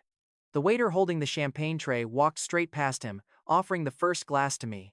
A photographer turned from Dominic, capturing Serena directly beneath my initials. Right then, Ronan recognized me from our alley encounter. His shoulders went completely rigid. Travis frantically scanned the hotel manager's face, desperately praying for a joke, but nobody laughed for him. Joey popped up behind the drone console, flashing me a thumbs up. Trust me, my chaotic assistant had just pulled off the ultimate party hijack. Serena approached. You did all this? I pointed directly at the sky. I learned about those letters 12 seconds ago. Joey called out from the console. He is only romantic under extreme supervision. Dominic forced a fake smile, suggesting they talk privately. Serena faced him and replied absolutely not. Dominic's hand remained awkwardly outstretched in front of every recording phone. Serena held up my recovered energy proposal instead. You went behind my back with Travis, she said, using my birthday to force a business deal. I am not meeting you alone, and I am not signing tonight. Travis tried to speak, but Serena silenced him with one look. Remembering his frozen allowance, he immediately closed his mouth. Dominic muttered that he could easily find another partner. Then find one, she replied, leaving him under the fireworks he had paid for and initials he detested. Ronan followed him, casting a final glance at me before entering the elevator. Once the terrace cleared, Serena asked me to stay. She stood beneath the dying drones, holding my proposal tightly to her chest. My family business is shifting, she said softly. I cannot focus on romance until I know who to trust. All I heard was rejection. Understood, I replied quietly. There is nothing between us that requires an answer. Serena lowered the folder. Right, nothing. She walked off before I could say anything to fix my mistake. I had survived 3 speeding cars just to ruin a conversation over a single word. Elite performance, right there. Then, my phone buzzed with my security update. The money was constantly funneled through empty shell companies, but one account linked the paper trail directly to Dominic's business network. Then, my reset system flashed with another notification: target site upgraded. Suddenly, I can appraise structural state, hidden damage, and physical composition up close. Dominic lost his birthday showcase and that private meeting with Serena. Now his whole deal was falling apart, despite the fortune he spent to get noticed. Carrion Intelligence finally handed over an account. Just one. For me to test. Our next clash would involve the company he wanted her to trust. By the next evening, Zara escaped another forced setup and met me near Riverside Market District. She was the gorgeous streamer who saved my neck with hired extras, treating public chaos like a highly paid professional skill. Zara held her camera steady as we strolled along the edge of the district. My awful date spent 20 minutes describing his ideal custom-ordered wife, so I just asked, "What did you say?" Zara smiled when I asked if she came with a warranty. She walked out before dessert. Naturally, she turned her dramatic escape into a live neighborhood vlog. Her camera spotted trouble before dinner. 2 shady men were standing outside an old brick building. An elderly landlady clutched a folder to her chest while they threatened to destroy her son's business unless she sold out. One guy offered 60 legacy dollars and called it generous. My fraud sense flashed the moment he claimed this place had zero value. I asked the landlady the price, and she answered 100. They know my son is cornered, she said. They want 40% off before Monday. The thugs told me to get lost, but I just looked at the landlady. I stepped in and offered 150. Now watch this. I transferred the cash before those thugs could even finish laughing. The landlady checked her balance twice. Gone. Her son's desperate emergency was completely resolved. The thugs lost their cheap leverage and any excuse to stay on her steps. When one snatched at her folder, I grabbed his wrist and handed the documents back to her. Monday can handle the actual signatures, I told the landlady. This building remains yours until the transfer goes through. The scammers beat a quick retreat once Zara pointed her camera directly at their faces. The sweet old lady squeezed my hands, then smiled warmly at Zara. Your girlfriend has great instincts. Zara immediately wrapped her arm around mine and teased she absolutely does. You accepted that boyfriend title pretty fast, Zara noted, keeping her arm tightly linked. Well, she just made 150, and I respect good judgment. Later that night at my apartment, she explained exactly why greedy speculators targeted that specific building. A massive redevelopment rumor was spreading fast through elite social circles. Luckily, the block I purchased earlier sat right along the projected construction route. Zara crashed on my couch before finishing her story, but when she woke, panic. Her bracelet was missing. Using my appraisal skill, I located it under the sofa. The scan showed worn thread, cheap metal, and absolutely zero monetary value. Zara took it back gently, whispering that her late mother gave it to her. She squeezed it tight, then frowned while checking the tiny clasp. The clasp was bent, so I easily repaired it with my fingers and fastened the bracelet back onto her wrist. Zara stared at my hands. You buy buildings for random strangers but repair cheap jewelry for streamers. I told her my finances are a complete mystery. She leaned in, eyes drifting to my lips. Suddenly, she touched her bracelet, looked at the door, and backed off. Zara backed away toward the door with a soft smile. Good night, sponsor, she whispered, leaving before our almost kiss turned into something real. At 12:01 Saturday, a knock. Erica was at my door.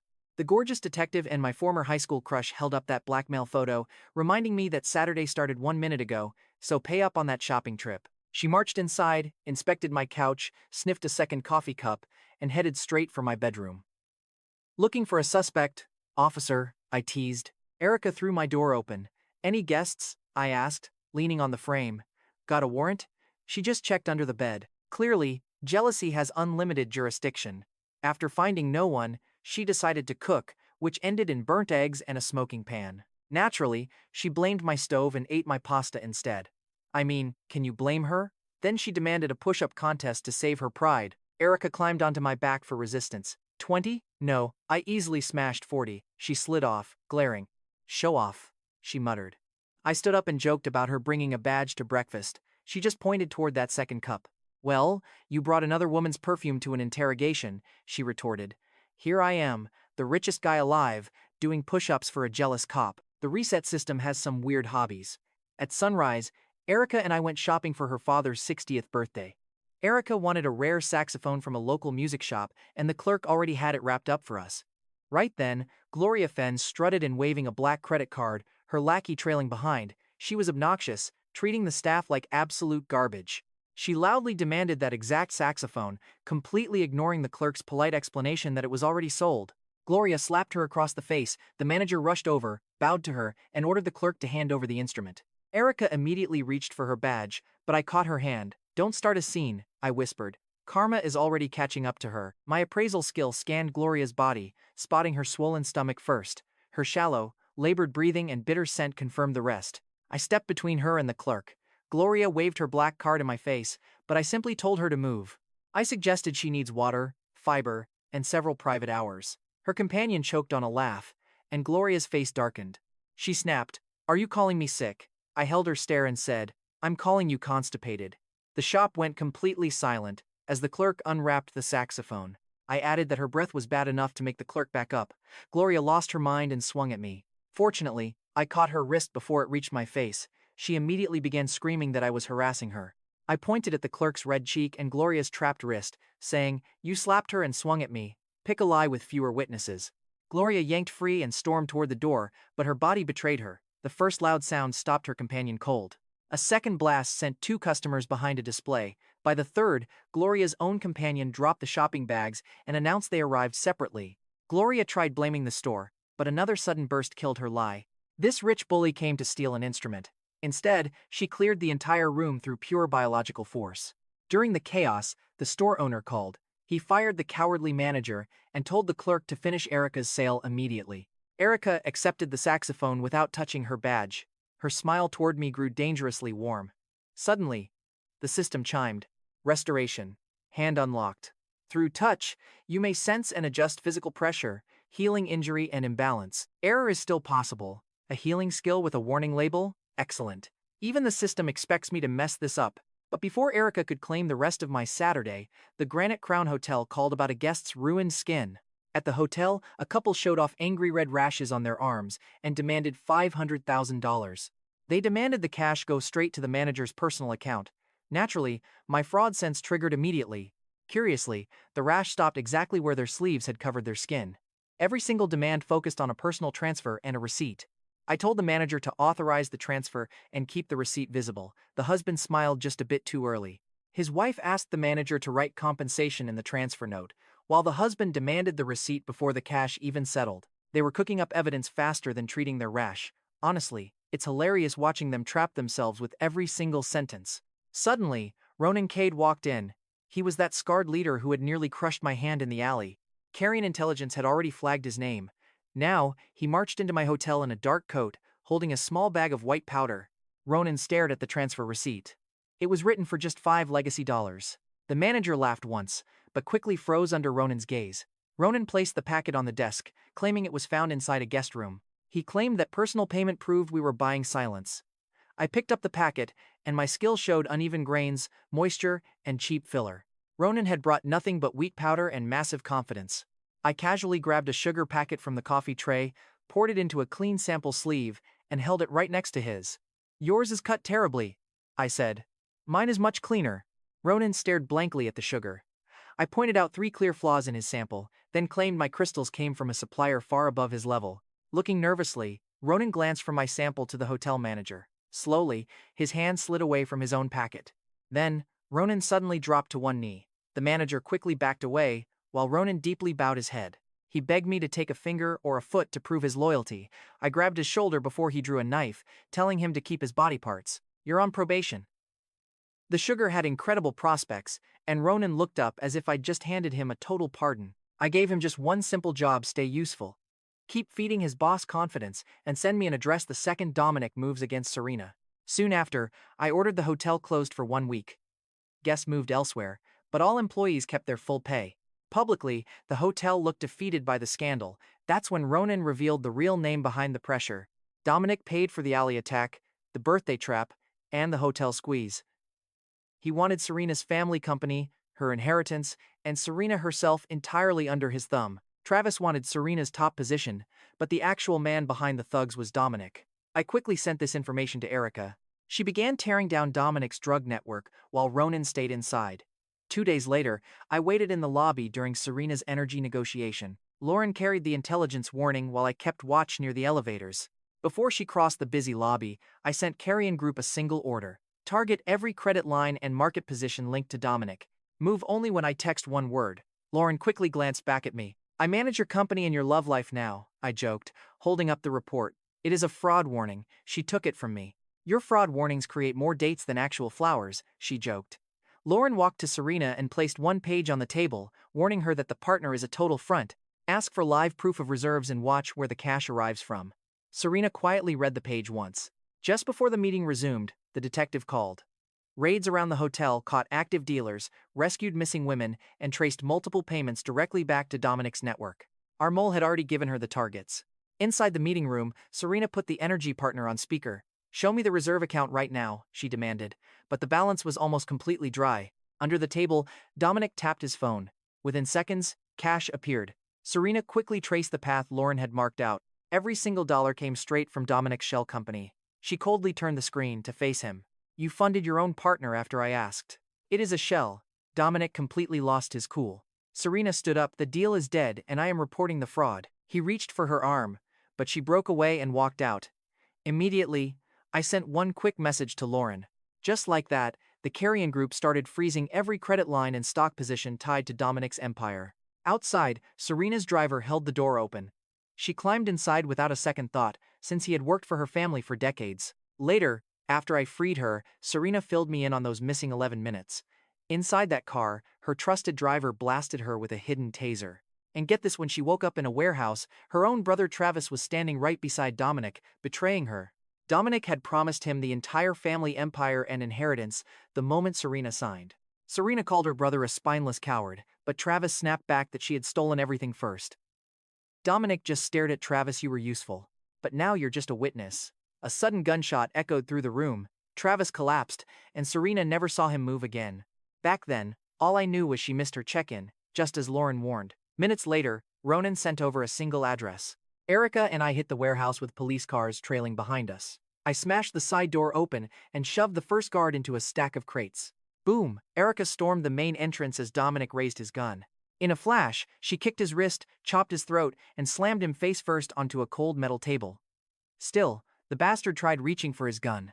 Erica cranked his arm until he dropped the gun. Behind the partition, I found Serena tied to a chair. She flinched at my touch, then finally recognized me. She whispered my name, Austin. "Don't worry, I'm here," I said, slicing the ropes. I tore her free and quickly carried her away from her brother's body. The cops secured the exits only after Erica and I had already cleared the room. Dominic screamed that his massive empire would bury us, but as Erica cuffed him, his phone rang. His company's stock had completely crashed. The next call reported frozen bank accounts and an emergency tax seizure. A third warned that his top men were already arrested at the hotel. Ronan was in cuffs too, keeping his cover safe. Dominic glared at me. "What did you do?" I just held up his ringing phone. "I shorted your stock, bought against the crash, and cut every single credit line funding your business." Lauren's text popped up. Carrion Group made an absolute killing off his total collapse. Dominic lost the deal, his company, his market share, his muscle, and his freedom before he even saw a cell. The arresting officers quickly stopped calling him sir. One cop opened the door and coldly told him to watch his head. Serena quietly watched him shrink into the back seat. Later, wrapped in a blanket outside the warehouse, Serena looked at Lauren's report, then up at me. "You stayed away, so I completely trust this evidence," she said. I squeezed her hand. "He tried to turn your family into a cage," I said. Instantly, her fingers tightened around mine. Right then, the system dinged. Artifact resonance unlocked. You can now sense stored energy and hidden traits in ancient objects when up close. Riding away from the industrial site, I reached out and touched the rare saxophone case sitting right next to Erica. Even before opening it, I felt the vintage brass, repaired keys, and worn lining right through my palm. Harmless, undeniable proof. This power was real, and Dominic's empire was officially history. But this victory also brought me two very strange things: a bottle of wine and an auction invite. I worried about the new power. I should have worried about the wine. The very night after Dominic went down, Serena stopped by my apartment while I was checking out that gifted bottle. An old restaurant owner I had helped out had sent it along with a warning note. "Share with the person fate chose. Strong herbs. Take only one single glass." Seriously, romance wine right after a kidnapping? Talk about wild timing. I took one cautious sip and felt the stored heat immediately. Just then, Serena knocked. She entered in a stunning dark dress, her business calm completely vanishing when she saw the bottle.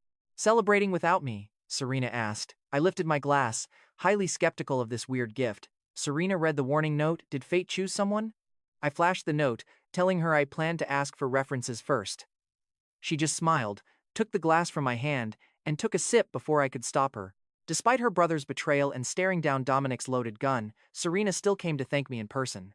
Somehow, her voice stayed completely steady.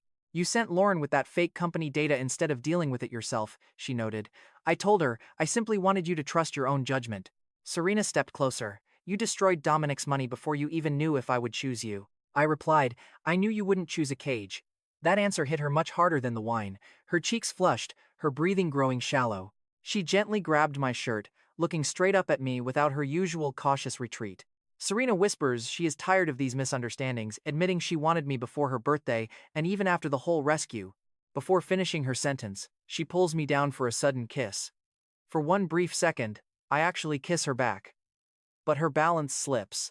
The heavy wine has completely blurred her judgment and dilated her pupils. She reaches for me again, way faster and totally reckless. I gently catch her wrists, sliding the bottle away. "Serena, stop." She looks crushed, asking if I do not want her. I want the real answer. She can tell me tomorrow. I want her honest feelings, not her drunken confusion as she stares at the glass. Her face turns bright red. I catch her before her knees buckle, hand her some water, and blame it on the strong herbal mix. Covering her face, she demands I never speak of this again. I play it totally cool, claiming I have no clue what she is talking about. Serena glares at me through her fingers, muttering that it sounds rehearsed. I just tell her it became necessary 10 seconds ago. Once her steps steady, she flees. That kiss was real, but everything else has to wait. Just 30 seconds later, Jacob walks right in and catches me holding this wine bottle like a suspect. You can already guess what he was thinking. Jacob asks if it is a bad time. I lift the bottle, calling it historic. He hands me the invitation.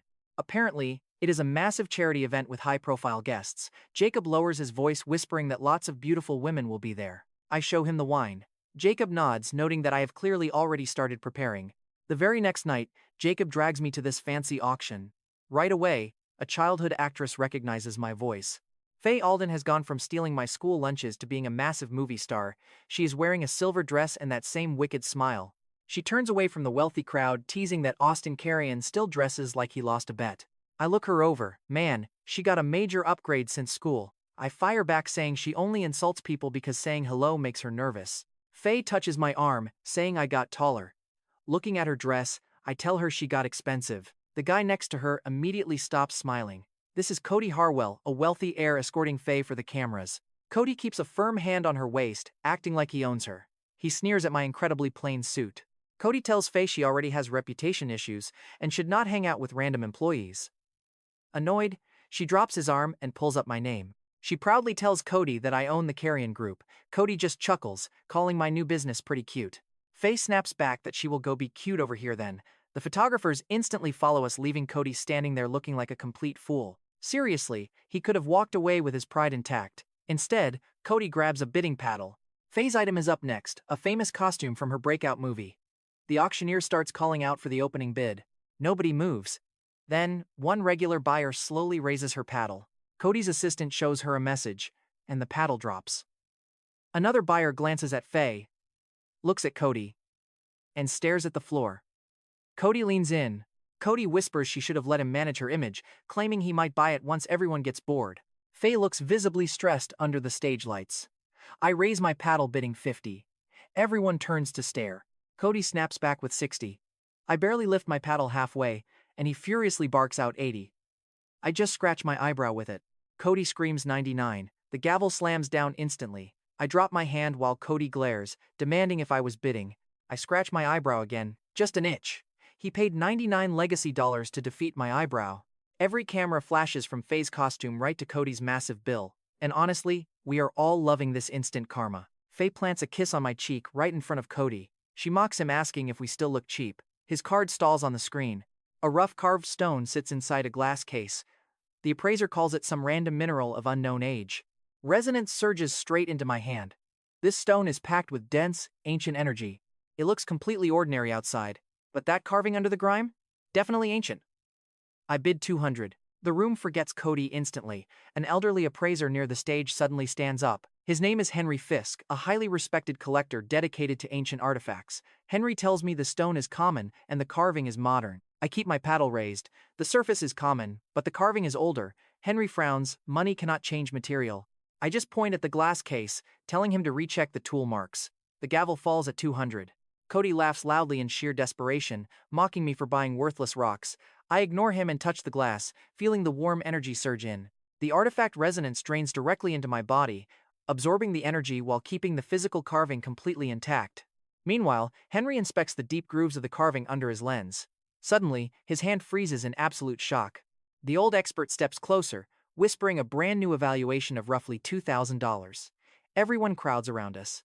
Cody instantly stops laughing. Henry asked to buy the stone for the $200 I paid. Since I already absorbed all the stored energy, I let him have it for his museum. I let it go at cost. Henry stared. You could get 10 times that. I just smiled. Having already got what I wanted, he offered direct access to his elite museum contacts and exclusive artifact sales. The stone left my hand. With Henry's contact locked in, I noticed Cody's payment screen failing yet again. Dodging the cameras, he approached, and offered valuable info instead of cash. Turns out, the Riverside Market District is about to explode in value after an upcoming redevelopment announcement. That explains the massive pressure on the old landlady. Cody gave me the greedy buyer's name. I quickly let the auction staff discuss a payment plan with him. He arrived with Faye and plenty of cash, but left with neither. Before Faye returned to the cameras, though, a strange artifact resonance pulsed from her jade pendant. That stored energy was actually flowing backward, pressing hard against her body. I quickly adjusted the clasp, rotated the pendant, and redirected the flow with my restoration hand. Faye gasped in shock. Those headaches should fade now, I told her. She stared, asking if I fixed jewelry now. I just touched the clasp again. Only when actresses wear it wrong, I smirked. Faye chuckled, calling me bossy. I just replied, still alive. Now here is where things get tense. Franklin Keats, the greedy developer buying up Riverside, suddenly shows up at the building with heavy security. He held her son's massive business debt over her head, demanding the very building I had already saved. Outside, Zara was live streaming updates on the district. Standing beside her was a former shop owner holding incriminating invoices from an earlier forced sale. I shot Lauren one quick text. 10 minutes. If I miss the 10-minute check-in, offer every Riverside owner 5 times market value. Do not back down. Make them choose. Inside, Franklin slapped a contract on the table, demanding she sign so her son could keep his business. I calmly pushed it right back. Franklin sneered, mocking me for buying one cheap building and thinking I own the place. I just tapped the paper. I own enough to tell you no, he signaled. I caught his punch and slammed him straight through a table. When the second thug lunged for the old lady, I kicked his knee, grabbed his wrist, and slammed him down. The third guard saw both down and chose unemployment. Franklin desperately called his waiting cop. Minutes later, I was handcuffed inside a locked interrogation room. That dirty cop completely refused to take down my side of the story. Franklin walked over and slid the contract right under my cuffed hands, telling me to sign now if I wanted to go free. Sign, and the charges vanish. I glanced at the clock. Exactly 10 minutes had passed. Suddenly, Franklin's phone started buzzing. One property owner rejected his deal, then another. Soon, every single seller demanded 5 times the market price because Lauren had beat him to the punch. Franklin's face went pale as his assistant read the terrifying numbers. Buying at those insane prices would absolutely bankrupt his company. Panicking, he grabbed the officer and called the mayor. But it was too late. The cuffs had already done their job. Following Franklin's desperate call, Mayor Randall Cobb finally walked in. He locked the door, snatched the officer's gun, and pointed it directly at the contract, ordering me to sign the building over. Meanwhile, Zara's livestream was blowing up outside. The former shop owner exposed the forged antique invoices Cobb used to illegally seize properties. Inside, the mayor presses the gun closer. But watch this. I simply pull my wrists apart and shatter the chain. Cobb's jaw dropped. I snatched the gun, twisted it away, and slammed him hard onto the desk. Then the corrupt cop rushed me. I threw him headfirst into the wall. Franklin tried to escape, but the door was locked, so I slammed him across the table. The mayor screamed another order. Nobody moved. Classic. I calmly unloaded the gun and tossed it aside. By the time I finished clearing the room, the precinct door swung open. The police chief marched in with officers who watched Zara's stream. Behind them came the former shop owner, holding the forged invoices. Cobb's dropped phone was full of texts, linking the fake sales straight to Franklin's money. The chief stared at the broken cuffs, the gun, and the mayor pinned to the desk. Mayor Cobb desperately tried to use his political power. Instead, the chief ripped off Cobb's badge, ordering arrests for corruption and money laundering. Franklin's entire scheme collapsed right then and there. Riverside owners hiked prices. His lenders pulled back, and the landlady ripped his contract. Zara finally ended the live stream once the emotional old lady pulled her in for a tight hug. She set her phone down and hugged back. As a perfect little souvenir, the landlady handed Zara the shredded contract. Zara slipped it into her pocket, jokingly warning me to book her stream first next time I get arrested, since saving property empires costs extra. The landlady squeezed her hand while the online chat went absolutely wild. Outside the precinct, famous streamer Max Benton met up with a gorgeous fan. But her real-life face looked pretty different from her online profile pictures. Max built his career on reading digital trends and exposing bad deals. His own massive confidence had basically become his biggest blindfold. I literally warned him. Internet profiles lie. Keep it public. But Max just grinned. Austin, I read people for a living. This gorgeous fan grabbed his arm, leading him toward the Granite Crown Hotel. Max looked back and actually winked at me. Honestly, this clueless guy had no idea. Zara bumped my shoulder, quietly laughing at his complete lack of awareness. Right then, my reset system popped up a difficulty menu and announced beginner mode was officially over. I picked the absolute hardest option before my brain could stop me. The hard mode quest? Recruit 3 elite players and push the carrying group to the #1 spot nationwide in just 1 month. Failure penalty, complete loss of bladder control. I had to read that horrifying line twice. Dominic used guns, but my system chose bladder warfare. Honestly, I respected the sheer creativity of it, but hated everything else. Before I could regret my choices, Henry Fisk walked up. The master appraiser agreed to join us and promised to find other top-tier recruits. Right away, the system counted him as my first official recruit. Then, Henry quietly adjusted his glasses. Before we start trading relics, Henry asked, "Do you actually have a registered seller license?" I stared at the Granite Crown Hotel where Max had just vanished with that mysterious girl. 1 recruit down, no license, 30 days left, and 1 cocky streamer walking straight into a trap. Just perfect. That night, a loud scream echoed from Max's hotel room before we even reached the elevator. I was still downstairs arguing with Henry when a crowd of guests rushed toward the noise. Max stumbled out into the hallway with his shirt completely unbuttoned. His gorgeous date stood right behind him in a torn robe, live streaming everything on her phone as she screamed that he attacked her. The crowd instantly turned on him. Guests blocked Max from escaping, and damning clips flooded the internet before security could even show up. Max's actual followers flooded his chat with accusations and angry refund demands.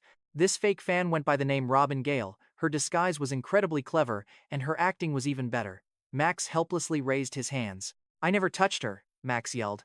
But Robin just pointed at the door, crying that there were no cameras inside, and that he planned the whole thing. Since there really were no cameras, Max tried to flee. I grabbed his shoulder and hissed, "Run now, and you basically confessed to everything." He looked around in panic. "What do I do?" I held his gaze and said, "Join the carrion group." Max stared. "You are recruiting me during a public execution?" I nodded. "Hey. I just appreciate efficient scheduling." Robin loudly demanded the police and heavy cash payouts. Meanwhile, Max watched his subscriber count plummet on his phone. I extended my hand. "Work for me, and I will fix this entire mess." Max swallowed his massive pride and shook my hand. Right then, the manager arrived with a history file. It turned out Robin had used her same ID at a different hotel to pull this exact setup. This was a professional extortion scam. Her torn clothes were just a prop. I quickly tracked down a past victim, who showed up with a 30-second recording of Robin demanding cash to drop the charges. The angry crowd froze. One guest quietly lowered his camera in shame. Another cleared a path to the elevator. Max's sponsors immediately stopped canceling him and demanded the full footage. Robin literally spat at her past victim. The police confirmed her ID, heard the recording, and dragged Robin away as she kept screaming insults at Max. Max watched the elevator close and muttered, "You warned me." I nodded. "I did." Max rubbed his face. "I seriously thought I could read people." I told him, "You only read comment sections, Max. Real people have much worse moderation." By sunrise, Max officially signed with the carrion group. He posted a full explanation with the hotel evidence, but the platform deleted it within minutes and actively blocked every single repost. This heavy blocking suggested some massive digital power was behind it. 2 major sponsors restored his deals, but 3 kept their penalty clauses fully active. Max cleared his name, yet those contracts still treated him as guilty. I put Max to work building safe online commerce for us. He had spent years exposing fake crypto coins. After all, now, he would construct a digital market strong enough to survive those scammers. Meanwhile, that missing relic license still sat on my desk. Once Max was set up, Henry dragged me to the local antique market to source inventory.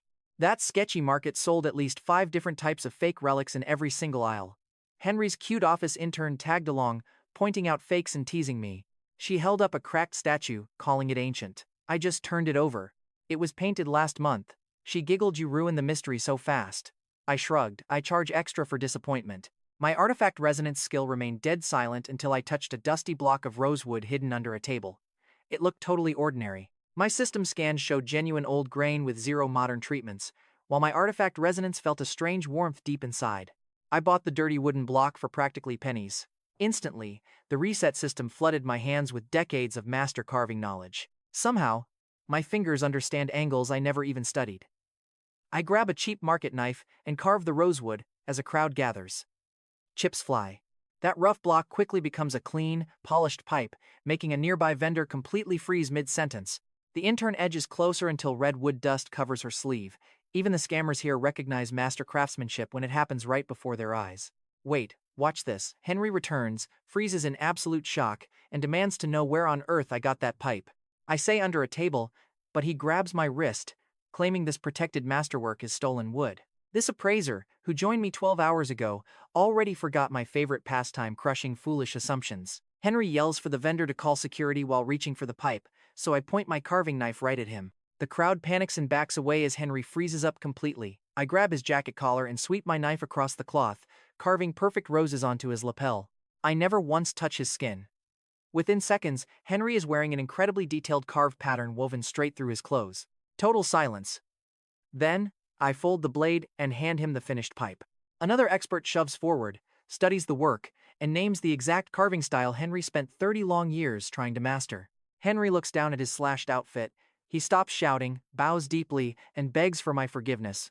Our intern raises her hand, offering her own shirt for the next showcase.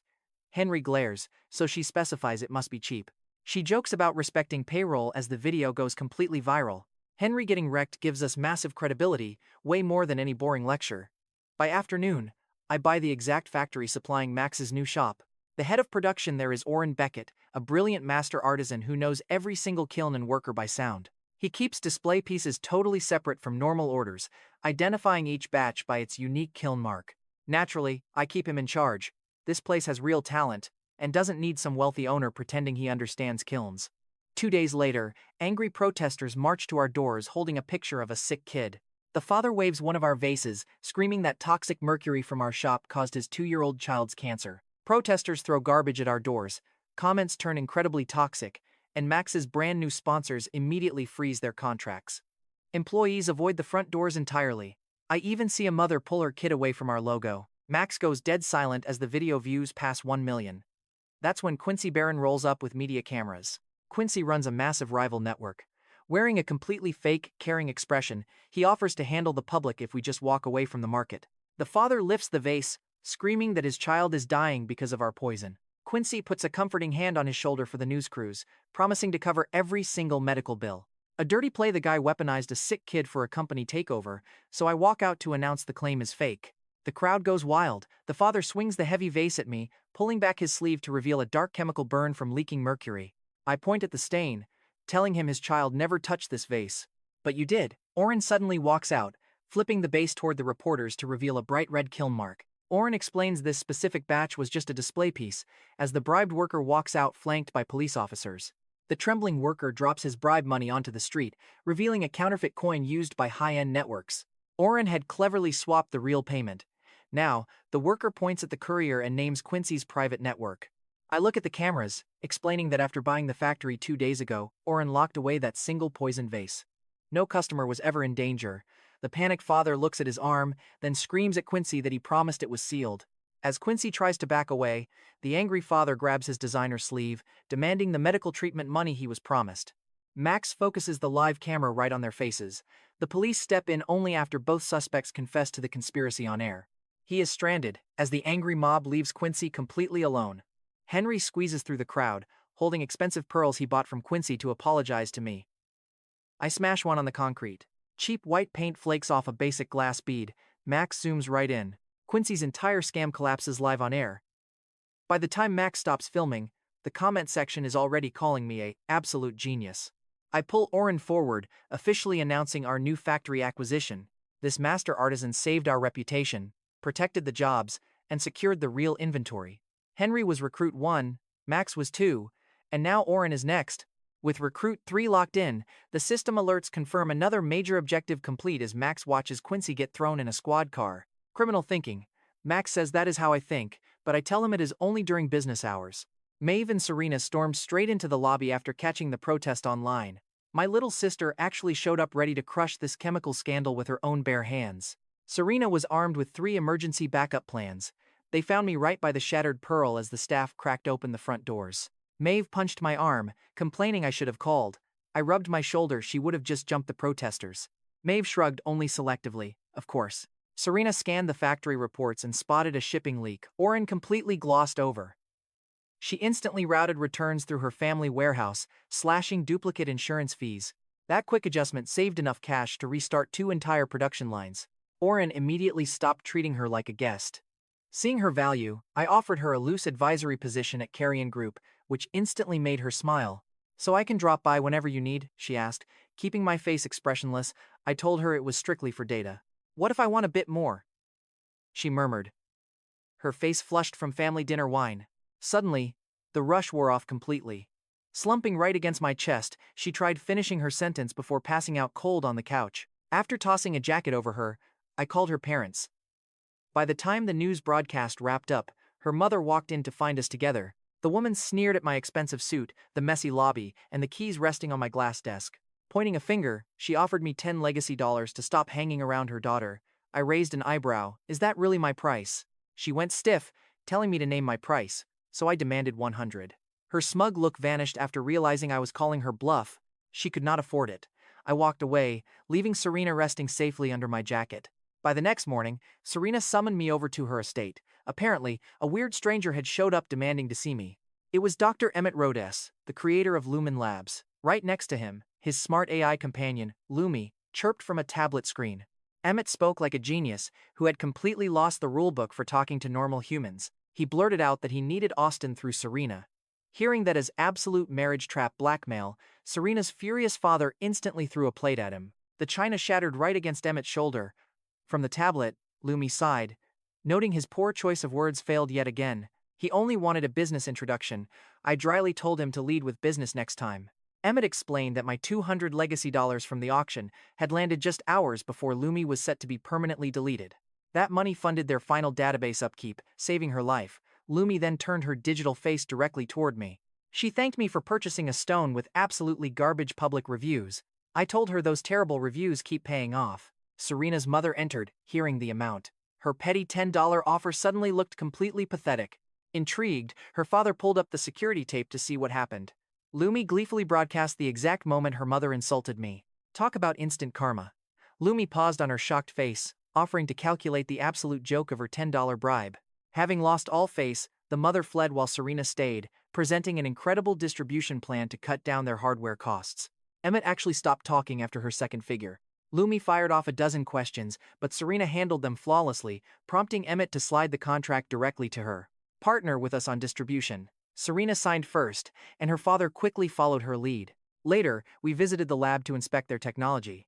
In the lobby, several flashy candidates started making fun of my extremely casual clothes. One guy snickered that I was delivery staff, while another asked if I got lost looking for accounting. A quiet girl wearing glasses held the door, apologizing for their behavior. She introduced herself as Avery Barron, a hopeful security applicant. Just then, Emmett ran out and enthusiastically hugged me as the legendary savior who kept his AI alive. The snobs instantly shut up, and Emmett canceled their interviews. I remarked that Avery showed more class in 10 seconds than they ever could. So, Emmett gave her the job. After that mess, Serena waited behind the safety glass while Emmett hooked me into the memory theater, their advanced virtual simulation. The rule was basic. Everyone inside had to agree and be registered on the roster. My session dropped me into the exact hospital hallway where Serena and I first met, and the virtual simulation of her walked up looking extremely nervous. She teased me for staring, but before I could joke back, the simulation leaned in and kissed me. Wait, hold on. That kiss felt way too real, and touching her custom jade pendant triggered a massive artifact reaction. The Serena in front of me was actually real. I pulled back instantly, ending the virtual session right there. You went in without my permission, I told her. She stared back, wanting an honest answer before I could hide it. I kept my cool. You got your answer, but you crossed a serious line. Serena asks if I am angry. Yes, I say. But does she regret kissing me? I stare at her lips. Different question. Before we can set that boundary, the lab alarm suddenly blares. 3 thugs with Baron cyber badges kick down the door and snatch the drive they think holds Lumi. One threatens to smash it unless EMTT hands over the source code. Lumi's voice echoes from the ceiling that drive only contains tax forms. Instantly, an electric shock from the floor plate zaps the first guy, sending the drive bouncing across the tiles. The second gets buried in fire suppression foam, while the third dashes for the door.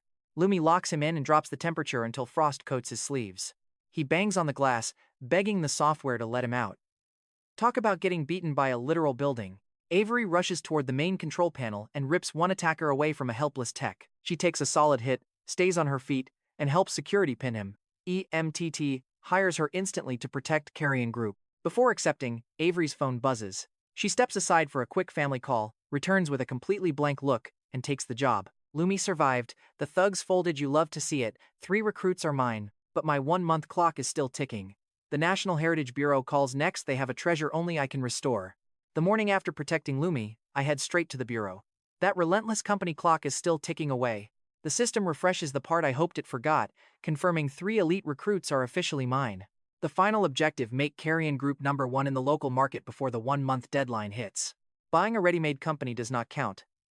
The bladder penalty is still active, but 3 geniuses have joined me. Apparently, the system still wants a massive national show. Dr. EMTT Rodas tags along, chasing the Bureau's security contract. Lumi joins us on a tablet, completely overriding the lobby's network, before the receptionist even finishes checking our names. 2 cameras are fake, Lumi says. The third is a plant. EMTT frowns. Is it a threat? Lumi replies it is just plastic. Finally, the contract director calls us inside. He glances at EMTT's proposal, shuts it, and asks if Lumen brought enough sincerity. EMTT tries to explain the tech. The director taps an empty envelope on his desk, demands a massive private consulting fee, and promises our bid will win. Lumi spins the tablet. How much bribe money fits in there? I ask. Watch his smug face completely drop. People in this business do not ask that, he sneers. I reply I understand corruption. Furious, he calls security to throw us out. But as we reach the lobby, the culture secretary arrives with the very expert who summoned me. She spots her restorer right by the exit and glares at the director. She demands to know who kicked out Austin Carrion. The director points at me, claiming I interfered. I just hold up the empty bribe envelope. Instantly, his own staff backs away. The heritage expert snatches the envelope from my hand while security deserts the corrupt director. The culture secretary strips his authority on the spot and orders a full investigation. The director tries to flee, but nobody will open the door for him. The secretary then leads us to the national cauldron. The ancient vessel is so heavily oxidized that its inscriptions are almost completely gone. One touch stains the expert's glove with thick rust. The massive national exhibition opens in just 3 days. Normal restoration is too expensive and completely useless here. These experts have plenty of money and panic, but zero actual ancient technique. I touch the rim. Artifact resonance detects faint energy beneath the corrosion, and my restoration hand pinpoints the metal's internal stress. My skill traces the surviving engravings. Money is the easy part, I tell the secretary. I need the original inscription references and the exact ancient material, which are locked away in a secure federal archive. After hours, the secretary brings EMTT, Lumi, and me to the locked vault. Amber Lindley meets us right there. Amber was the teller who verified my very first major deposit. Her sudden connection to me fast-tracked her straight up the ladder. She looks closely at my diamond black card, the government seal, and the ticking clock.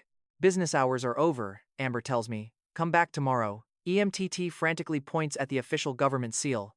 Amber crosses her arms. Rules are rules, she says.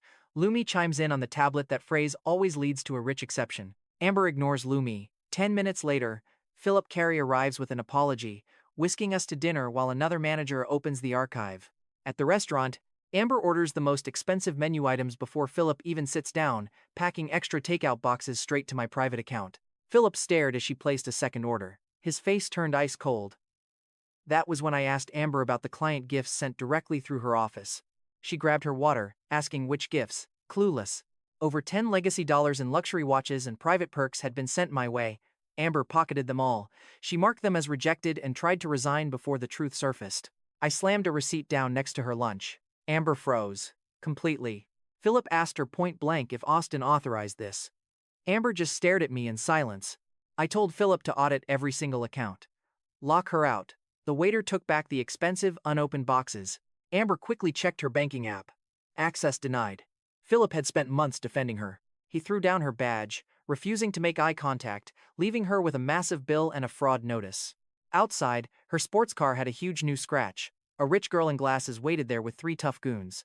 Now, get this, she demands a wild repair fee that Amber cannot pay with frozen bank accounts. The rich girl took the keys. Smash the doors, she ordered. She claimed the car, demanding they shatter the windshield too. Amber screamed that she was totally insane, but I recognized her. Avery Barron was that polite Lumen applicant who helped us during the attack. She took on muscle work after a family call. At the office, Avery seemed so shy. Here, she watched men destroy a car without blinking. That bizarre contrast earned her a background check. I messaged Philip her name before she sped off. That weekend, Erica dragged me to her father Raymond's 60th. She wanted that favor, the one she forced out of me.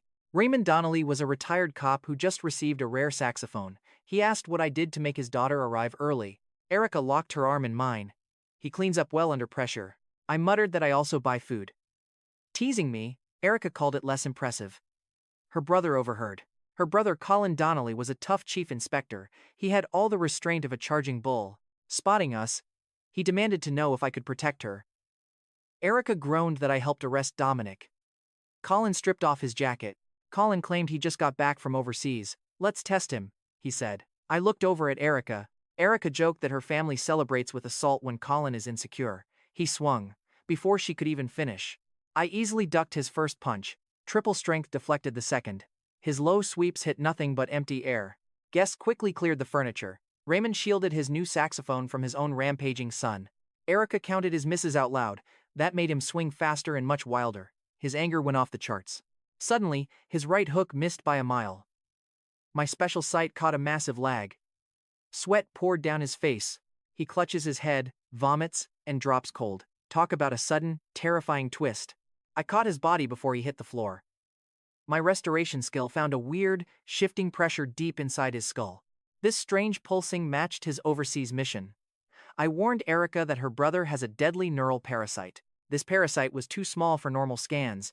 The lag was already ruining Colin's speech and physical balance. I had only one shot to extract it before it crushed his brainstem. Raymond blocked doors. Erica pinned Colin. I pulled out the ancient medical needles. My restoration skill had trained me to use them. Colin jolted awake as the first needle went in, almost shattering the table as he thrashed while Erica and Raymond held him down. His entire family forced him to submit. Trust him, Erica ordered, as he bit a cloth while I placed needles along the pressure path. The parasite squirmed. Pulse spiked. One tiny mistake would drive it deeper. Adjusting the last needle, I pressed 2 neck points, revealing a thin, creepy black line crawling right beneath his skin. Erica gasped. The creepy parasite wrapped around the needle after tasting his blood. I slowly pulled until the entire worm cleared his neck, squirming around the metal dish as it searched for a new pulse. Raymond covered the dish. No more questions. Erica squeezed my shoulder in pure relief. Colin stared at the parasite that had controlled his body, then sat up slowly. "You saved me," he whispered in a squeaky voice. Colin blinked in confusion. Erica stared at me. One needle mark was slightly off. I had rushed the treatment. My restoration skill flashed a critical warning. I was about to pay the price. Colin crossed his legs with bizarre, elegant delicacy. "Fix me now," he demanded. The entire room burst out laughing. I promised to fix the side effect once the swelling dropped. Colin warned me to stay silent. Too late. As soon as Colin could finally stand up, I dialed the culture secretary. By afternoon, we were back at the cauldron. All historical records were ready, and she got the exact matching alloy delivered overnight. My restoration hand stabilized the ancient metal while artifact resonance channeled old energy through the surviving runic inscriptions. The moment the final symbol cleared, the cauldron stood perfectly on its own. The secretary inspected the flawless rim and immediately put it back on the schedule. Meanwhile, Avery was managing all the security upgrades around our restoration lab. She actually thanked me for hiring her when other applicants laughed at my cheap clothes. Her gratitude sounded so genuine. But then, Philip's background file arrived. Get this, Avery is secretly the daughter of Baron Cyber's owner and Quincy's own sister. That quiet, polite applicant was actually directly related to the very man trying to destroy my entire company's reputation. I showed the file to EMTT and Lumi. Immediately, Lumi copied the security logs and locked down the lab doors. She connected the floor plates, the defense foam, and the locks that had punished those previous thieves.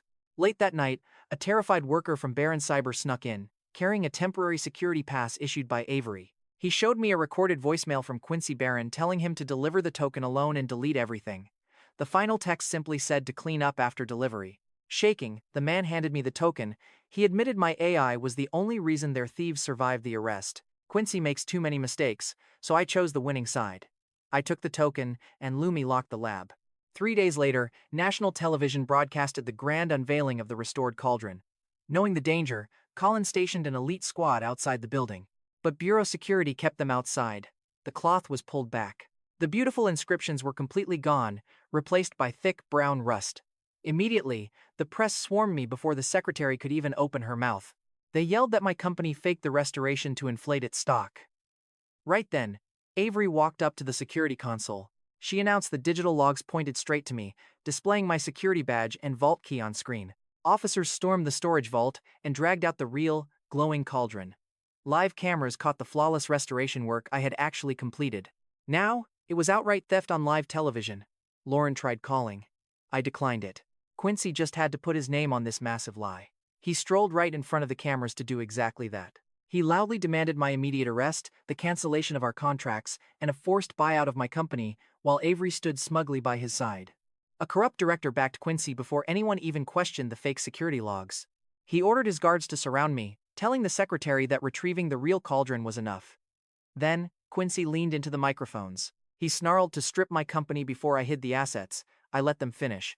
Then, Lumi hijacked every screen. The first video showed that terrified worker inside a dark, private warehouse. Suddenly, Quincy popped up on a video call, ordering the cauldron swap. He told the worker Avery would erase the logs. Then, Lumi's voice echoed through the exhibition hall.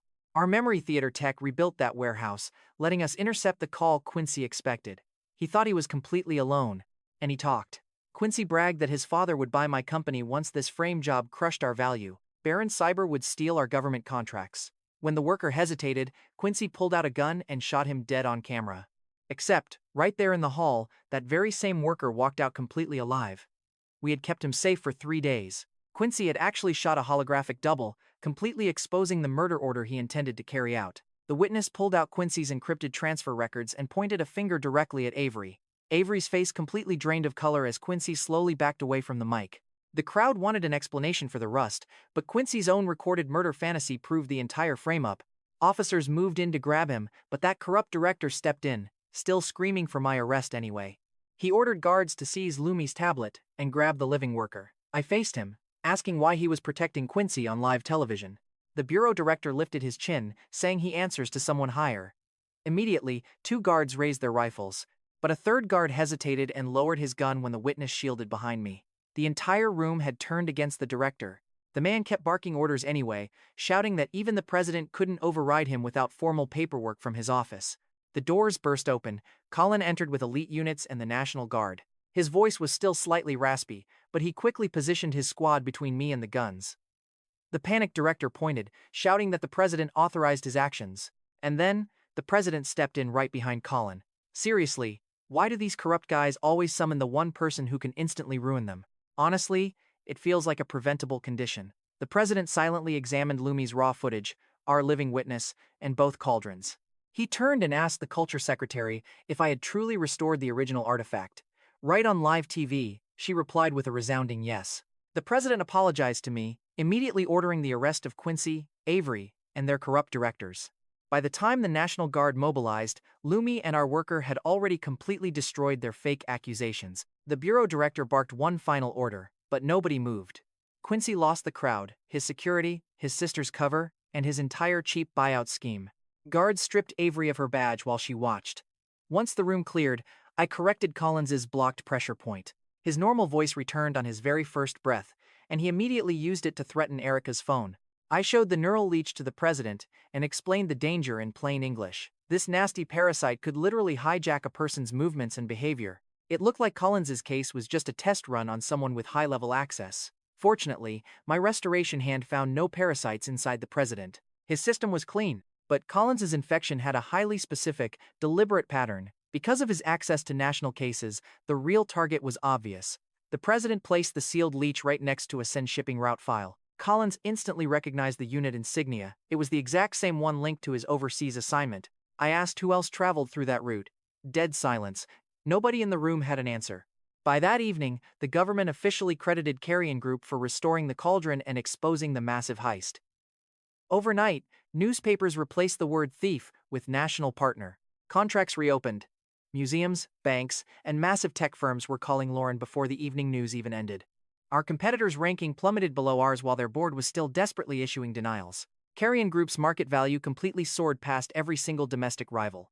Over at headquarters, Oren halted the factory lines just to broadcast our new ranking on every screen. Max streamed the ranking without any commentary for once.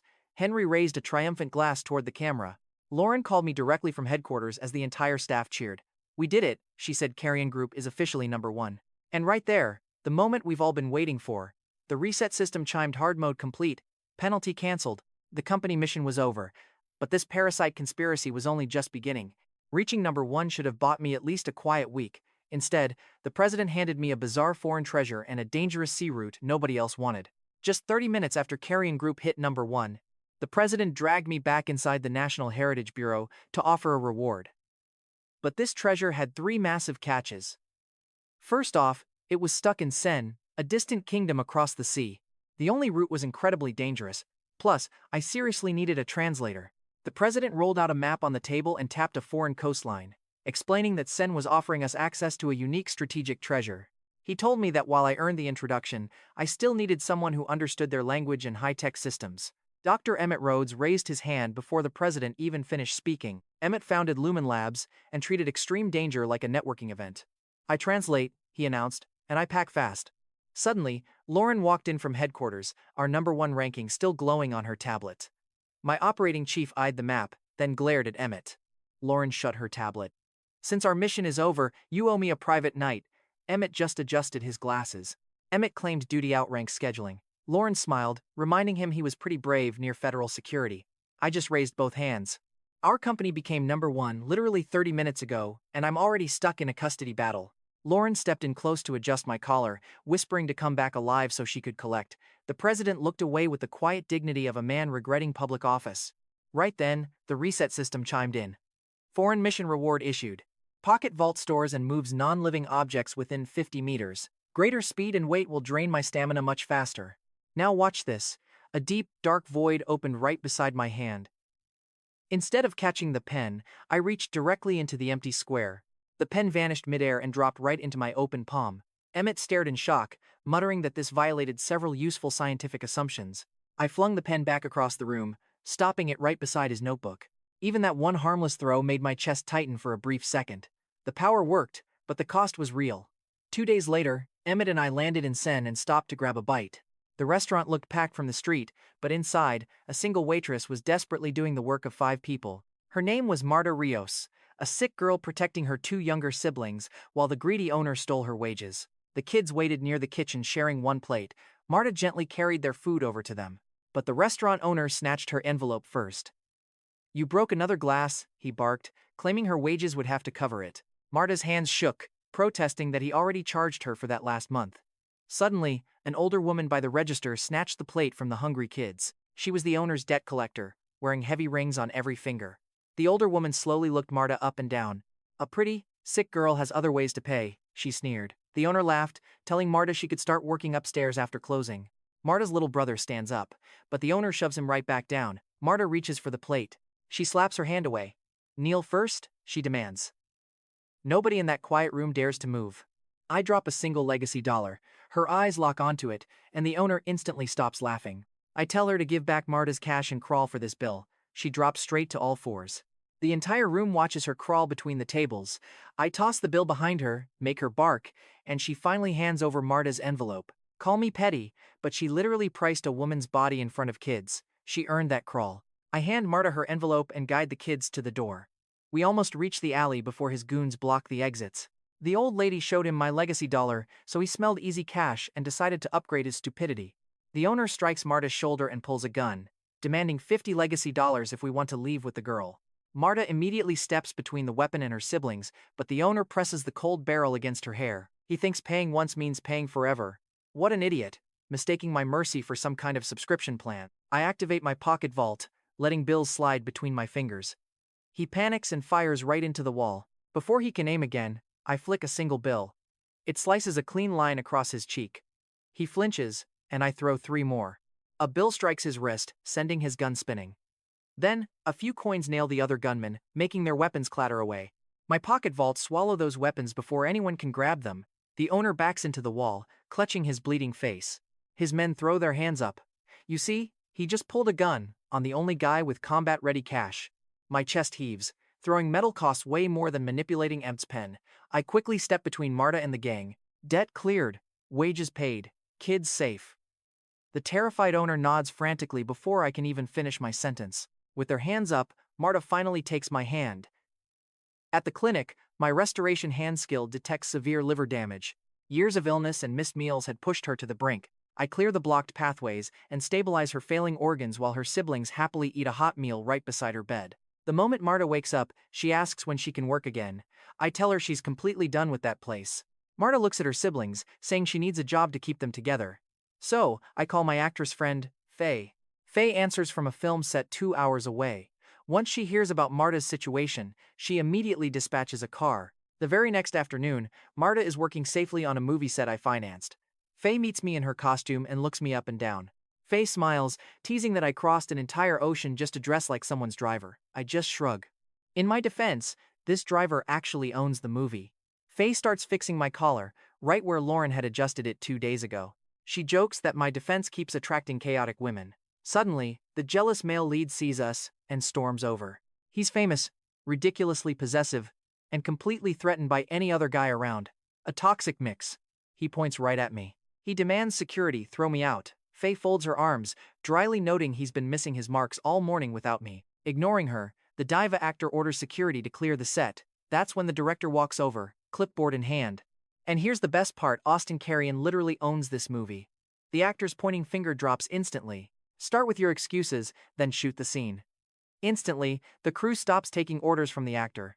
Faye sits right next to me. The actor is forced to do endless takes in the heat while I watch from the cool shade. By the time they get a take, his shirt is soaked, and his massive ego is totally crushed. Marta keeps her safe new job, and the actor keeps his mouth shut because his contract demands obedience over ego. The next morning, federal officers show us some azurite, a powerful blue battery ore, deep inside a mountain cave. Just a handful of this stuff can power massive machinery. The officer drops the blue crystal into my palm and rolls out a map. The main route is totally blocked, and the other road crosses territory controlled by hostile, armed locals.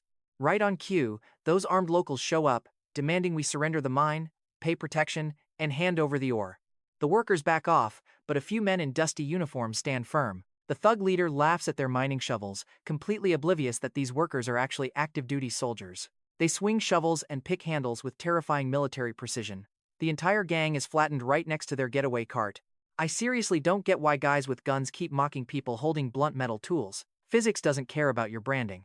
But the scuffle reveals a new headache. Rapidly growing weeds are choking the mountain roads, and those thugs scared off the cleanup crews. I brought Marta out to the cave that afternoon. She checked the roads, the worker housing, and the empty tool shed before asking how many men the mine needed. So, I set up a maintenance company just for her. The contract paid her to clear the roads, manage the grounds, and hire local adults to work. Her siblings got school housing right by the protected camp, while Marta signed the papers and grabbed the hiring list. For the first time, she smiled and told me she gets to choose who gets paid, hiring former kitchen staff before sunset. By sunset, a woman who once couldn't get her own wages was signing paychecks for everyone else. With the normal route blocked, EMTT and I boarded a convoy going straight through the dangerous sea corridor. I cut the team down, but EMTT absolutely refused to leave. EMTT insisted I needed an interpreter, adding that Sen has women anyway, as I stared at our armed escort boats. Crossing a parasite route, EMTT packed binoculars, claiming he could fear monsters while still appreciating the scenery. I joked that this explained his dating life, but he boarded anyway. And trust me, things got wild that night when a mysterious blonde used me as cover. She stepped from the shadows, grabbed my coat, and pressed a kiss against my neck just as two armed men walked past us on the deck. I pushed her back the second they passed, telling her she could have just asked first. She watched them disappear, saying I would have refused. I nodded and told her she was right, proving communication saves time. Then, she calmly shouted an order down to the lower deck. The sailors immediately obeyed before even realizing they had no idea who she was. EMTT looked at me. I looked back. Nobody knew who she was. Suddenly, she tripped. My measure sight caught the same delayed eye movement Colin had at his dad's birthday, and my restoration hand felt a weird pressure near her neck. I told her she had a neural leech. She reached for a hidden blade, asking if I knew it, as I kept my hands wide open. I told her I removed one from an inspector. She studied my hands, mentioning her sister's prophecy about a practitioner crossing this very sea. I treated her inside a locked cabin. The parasite resisted harder than Colin's, but my restoration hand successfully dragged it toward her skin. I pulled it out before dawn, sealing it in glass. She stood up, completely cured of that lag. Staring at the creature, she calmly ordered them to burn every cloth it touched. Once again, the crew instantly obeyed. Before I could ask her name, the radios died. Out of nowhere, the water began spinning around us. A massive metal turbine flashed beneath the surface, pulling us into a wild, artificial whirlpool, while a nearby cargo ship ignored our distress signals. Watch this, my pocket vault could reach the turbine, but the distance was pushing its limit as I pulled heavy chains and steel hooks into the space. Every single movement knocked the air right out of my lungs, but I hurled them through the vault anyway. The first chain missed, the second wrapped around a massive blade, the third smashed into the casing, bending the whole thing sideways. The whirlpool still tightened. I dumped my final steel hooks right into the machine. The turbine shattered against its own mounting. The water finally let go, and my knees slammed onto the deck. Suddenly, the cargo ship that abandoned us lost all control, rolling hard into the raging current. Men were thrown overboard, but I could barely even move. If I wanted to stay awake, I had to stop. Instead, I forced my pocket vault open again, sending life rings straight to the drowning men. Ropes crossed the gap, and a rescue ladder finally hooked onto the cargo ship's rail. We dragged every single sailor out, but it completely drained me. I collapsed right next to that sealed leech, surrounded by the cowards who watched it happen. A patrol ship arrived just minutes later. Way too fast. Their soldiers boarded us politely, inviting everyone ashore. Strangely, their commander already knew which radio went dead before we even told him. EMTT caught my suspicious look, pulled out his phone, and immediately started live streaming, cheerfully describing every face, weapon, and uniform on deck. The commander's smile tightened as he waited for the stream to stop, but EMTT kept talking. All I knew was the timing was highly suspicious. Suddenly, the blonde approached me on deck and flicked a blade right toward my shoulder.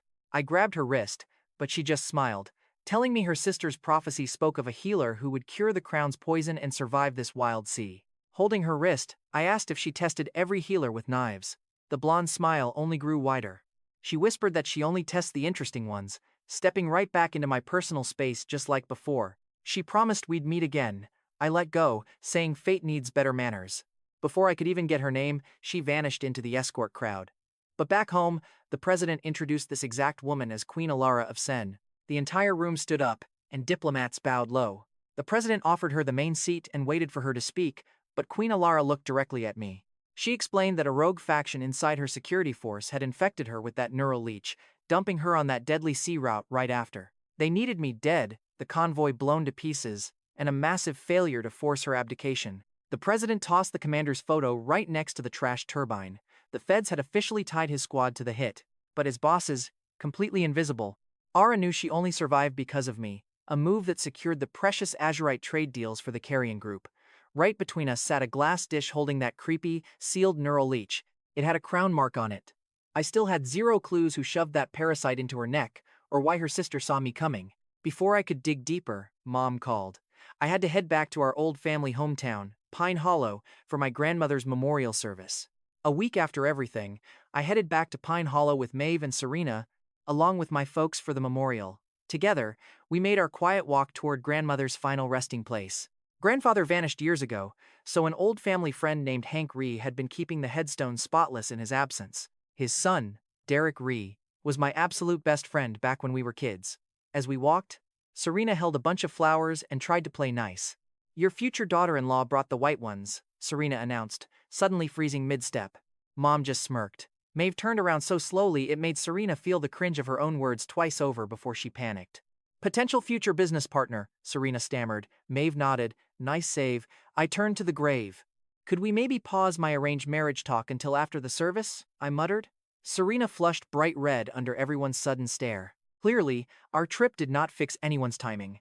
We laid the flowers down and stood in silence for grandmother. The mood stayed heavy. Hank had kept the grass neat and the stone clean for years, even while my family lived miles away. He looked way thinner now, leaning his entire weight on a cane. Dad stepped up and gently squeezed his old friend's shoulder. Hank apologized for letting weeds overgrow near the back fence during his recent sickness. Dad looked at the perfectly clean grave and told him to stop talking nonsense. He kept his hand right there on Hank's shoulder as we walked away. We did not talk about Sen. But get this right, at the cemetery edge, some thugs were forcing Derek to sign away his land. One debt collector held the property deed while the other blocked Derek from reaching his dad. Dad recognized the bastards instantly. Hank needed cash for his treatment. Derek nodded, explaining that when things got worse, he took a $2 medical loan against their land. The collector waved the papers. Payment was due yesterday, so sign the land over. His partner kicked Hank's cane right out from under him, sneering that trash like them needed to learn how to lose gracefully. Hank crashed against the wall. I snatched up the cane, handed it back, and held out $2 legacy dollars. Debt paid. The thug stared at the cash, then eyed my luxury ride parked past the gate. His eyes shifted as he suddenly stood up straighter. "Late fees make it $10 now," he lied. I offered the real amount, but my car made him invent $8 extra. Maeve leaned in close to Derek, whispering that I could easily buy this entire town, but I still would not take his family's land. "This land stays with my dad," Derek growled. The collector shoved him aside, grabbed for the deed, and told my father to stay out of business. I grabbed his arm, slapped his face. "Oh, he tried to swing back?" I slapped him again. His buddy lunged. I put him on the ground instantly, then turned back to the lead collector. "Is the debt paid?" I asked. The man spat out a curse. I slapped some tape over his mouth, smacked him one more time, and watched him muffled scream through the adhesive. I leaned in close. "Sorry, can't hear you." I peeled back a corner. "The debt is totally paid," he screamed out. "Much better. Your math is improving." His partner frantically agreed before I could even look his way. They threw the deed and the loan papers right onto the dirt path. They did not dare look back as they scrambled to their car and sped away. Came home for a memorial, ended up playing collector with much worse manners. That night, Derek served up that famous family recipe sausage they refused to sell. His family had been making it by hand for decades. Some local mayor hyped it at an event, and corporate vultures had been circling ever since. One single bite, and I totally got the hype. Maeve went for seconds. Before you ask, I said, no, you are rich enough. Let the family keep their secret. I grabbed my plate, planning to fund their business anyway. Serena tasted it, eyed Derek, and asked who kept trying to buy them out. Derek listed relatives, shady middlemen, and some new village organizer. Every single bid demanded both the secret recipe and their land. That combo felt dirty. The recipe explained the greedy buyers, but those graveyard thugs pointed to a much bigger target in play. Bright and early the next day, a slick local con artist named Lloyd Craven gathered the villagers to pitch loans against their homes. He dressed up pure greed as community love. Standing under a banner promising shared wealth, Lloyd showed off orders from a rival sausage brand. He promised gear, livestock, feed, major buyers, and instant, effortless wealth. All the villagers had to do was put up their homes as collateral. Lloyd's assistants handed out the paperwork before he even finished speaking. Every signature backed this new company with a family home. Lloyd promised that a better house meant an even bigger opportunity. One woman asked what if sales tanked. Lloyd just smiled, telling them we rise together. Zero real numbers in that answer, but they signed anyway. Lloyd turned to Derek, pressuring him to share his secret recipe. Derek refused. Lloyd spun to the crowd, saying one selfish family shouldn't hold back the whole village. Neighbors who had literally eaten at Derek's table started glaring at him. Even his own cousin called him greedy.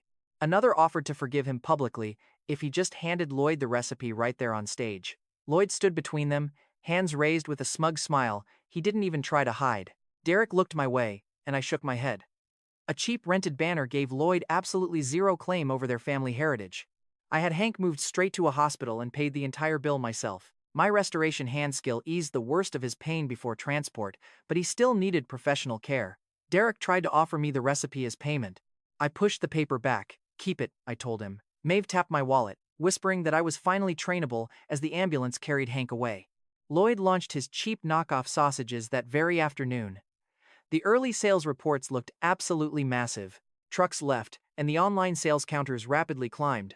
Excited villagers played music outside Lloyd's office, celebrating their incoming wealth before the very first payment even cleared. But then, the customers actually opened the packages. You already know what's coming. Disaster reviews hit because the sausages split, smelled rotten, and carried the wrong factory labels. Immediately after the first wave of bad reviews, those same angry villagers swarmed Derek's house, accusing him of sabotaging Lloyd's big launch. One guy kicked his fence, while another demanded Derek surrender the secret recipe to save the village's ruined reputation. A woman held up her collateral notice, crying that they'd lose everything if this business failed.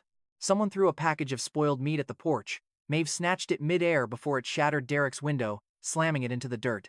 Try that again, Maeve warned. And that sausage won't be the only thing hitting the dirt. The front row instantly backed off. I quickly examined the factory label and sent a driver to secure a sealed package before Lloyd could shut down the plant, but the crowd's anger remained. Derek stood on the porch while his father was still fighting for his life, his own neighbors twisting his family's tragedy into evidence against him. Serena stepped up, yelling that Derek never touched that factory, but the screaming crowd completely drowned her out. I easily could have paid off every single loan right then, but doing that before exposing the truth would just leave Lloyd controlling them forever. So, I let him speak. Lloyd arrived with 2 guards, faking his disappointment for the angry crowd. Lloyd told the villagers their low standards ruined his company, so he was withdrawing all support. He immediately canceled feed deliveries, cut off payroll, but kept every single home loan active while the desperate villagers begged him to stay. Lloyd coldly stated the collateral agreements would cover the debts. And there it was. He sold them a pipe dream and kept their homes as a refund. As Lloyd prepared to abandon them, my driver returned with a sealed sausage right from his factory. Oh, get ready for this. As Lloyd bolted for his car, I chucked that sausage, smacking him in the head and sending his wig flying into the mud. The village went silent for one glorious second. Lloyd clutched his bald head, screaming assault, as I calmly held up the package. The factory stamp matched the toxic, spoiled batch perfectly. Serena ripped the package open, sending a wave of rotten stench hitting the front row. Serena called him out, saying he supplied the rotten meat and then blamed the victims, while his wig lay in the mud. Our bald fraud had finally lost both of his covers, but he still tried to double down, claiming Derek had somehow planted the package.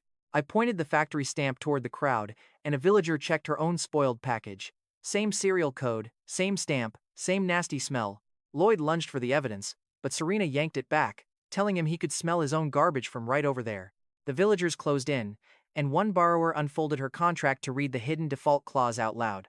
It stated that if sales failed, their homes went to Lloyd, while another borrower showed a feed bill charging them before making a single sale. Serena ripped the official hotel notice off the town board, slamming it right down next to the rotten package. Same homes, final ruling this afternoon. I turned and pointed right at Lloyd. He forced his pigs on you, supplied rotten meat to guarantee failure, and planned to steal your homes before the government land payout. A villager grabbed Lloyd's jacket. Another snatched his mud-covered wig and shoved it against his chest. One guard opened his miserable paycheck, counted it twice, and slowly backed away. Lloyd screamed at his guards to protect him, but the second one quietly stepped away too. The mob dragged Lloyd away from his car, throwing back every single threat he had made against Derek. I had to step in before they ended him. He still had to answer for the fraudulent loans. That afternoon, right on cue, the state planning secretary arrived with the official land report. Their massive hotel dream died in a single sentence. The ground beneath the site was totally unstable, meaning no hotel can be built, and villagers must relocate. The villagers just uncovered the truth, only to lose the fortune Lloyd promised. Nobody cheered. A musician quietly lowers his celebration horn while a broken woman sits on her useless collateral papers and cries. Lloyd is exposed, but the woman's home remains unsafe. Derek looks at the ruined families, then his recipe. They still need work. So hire them, I tell him.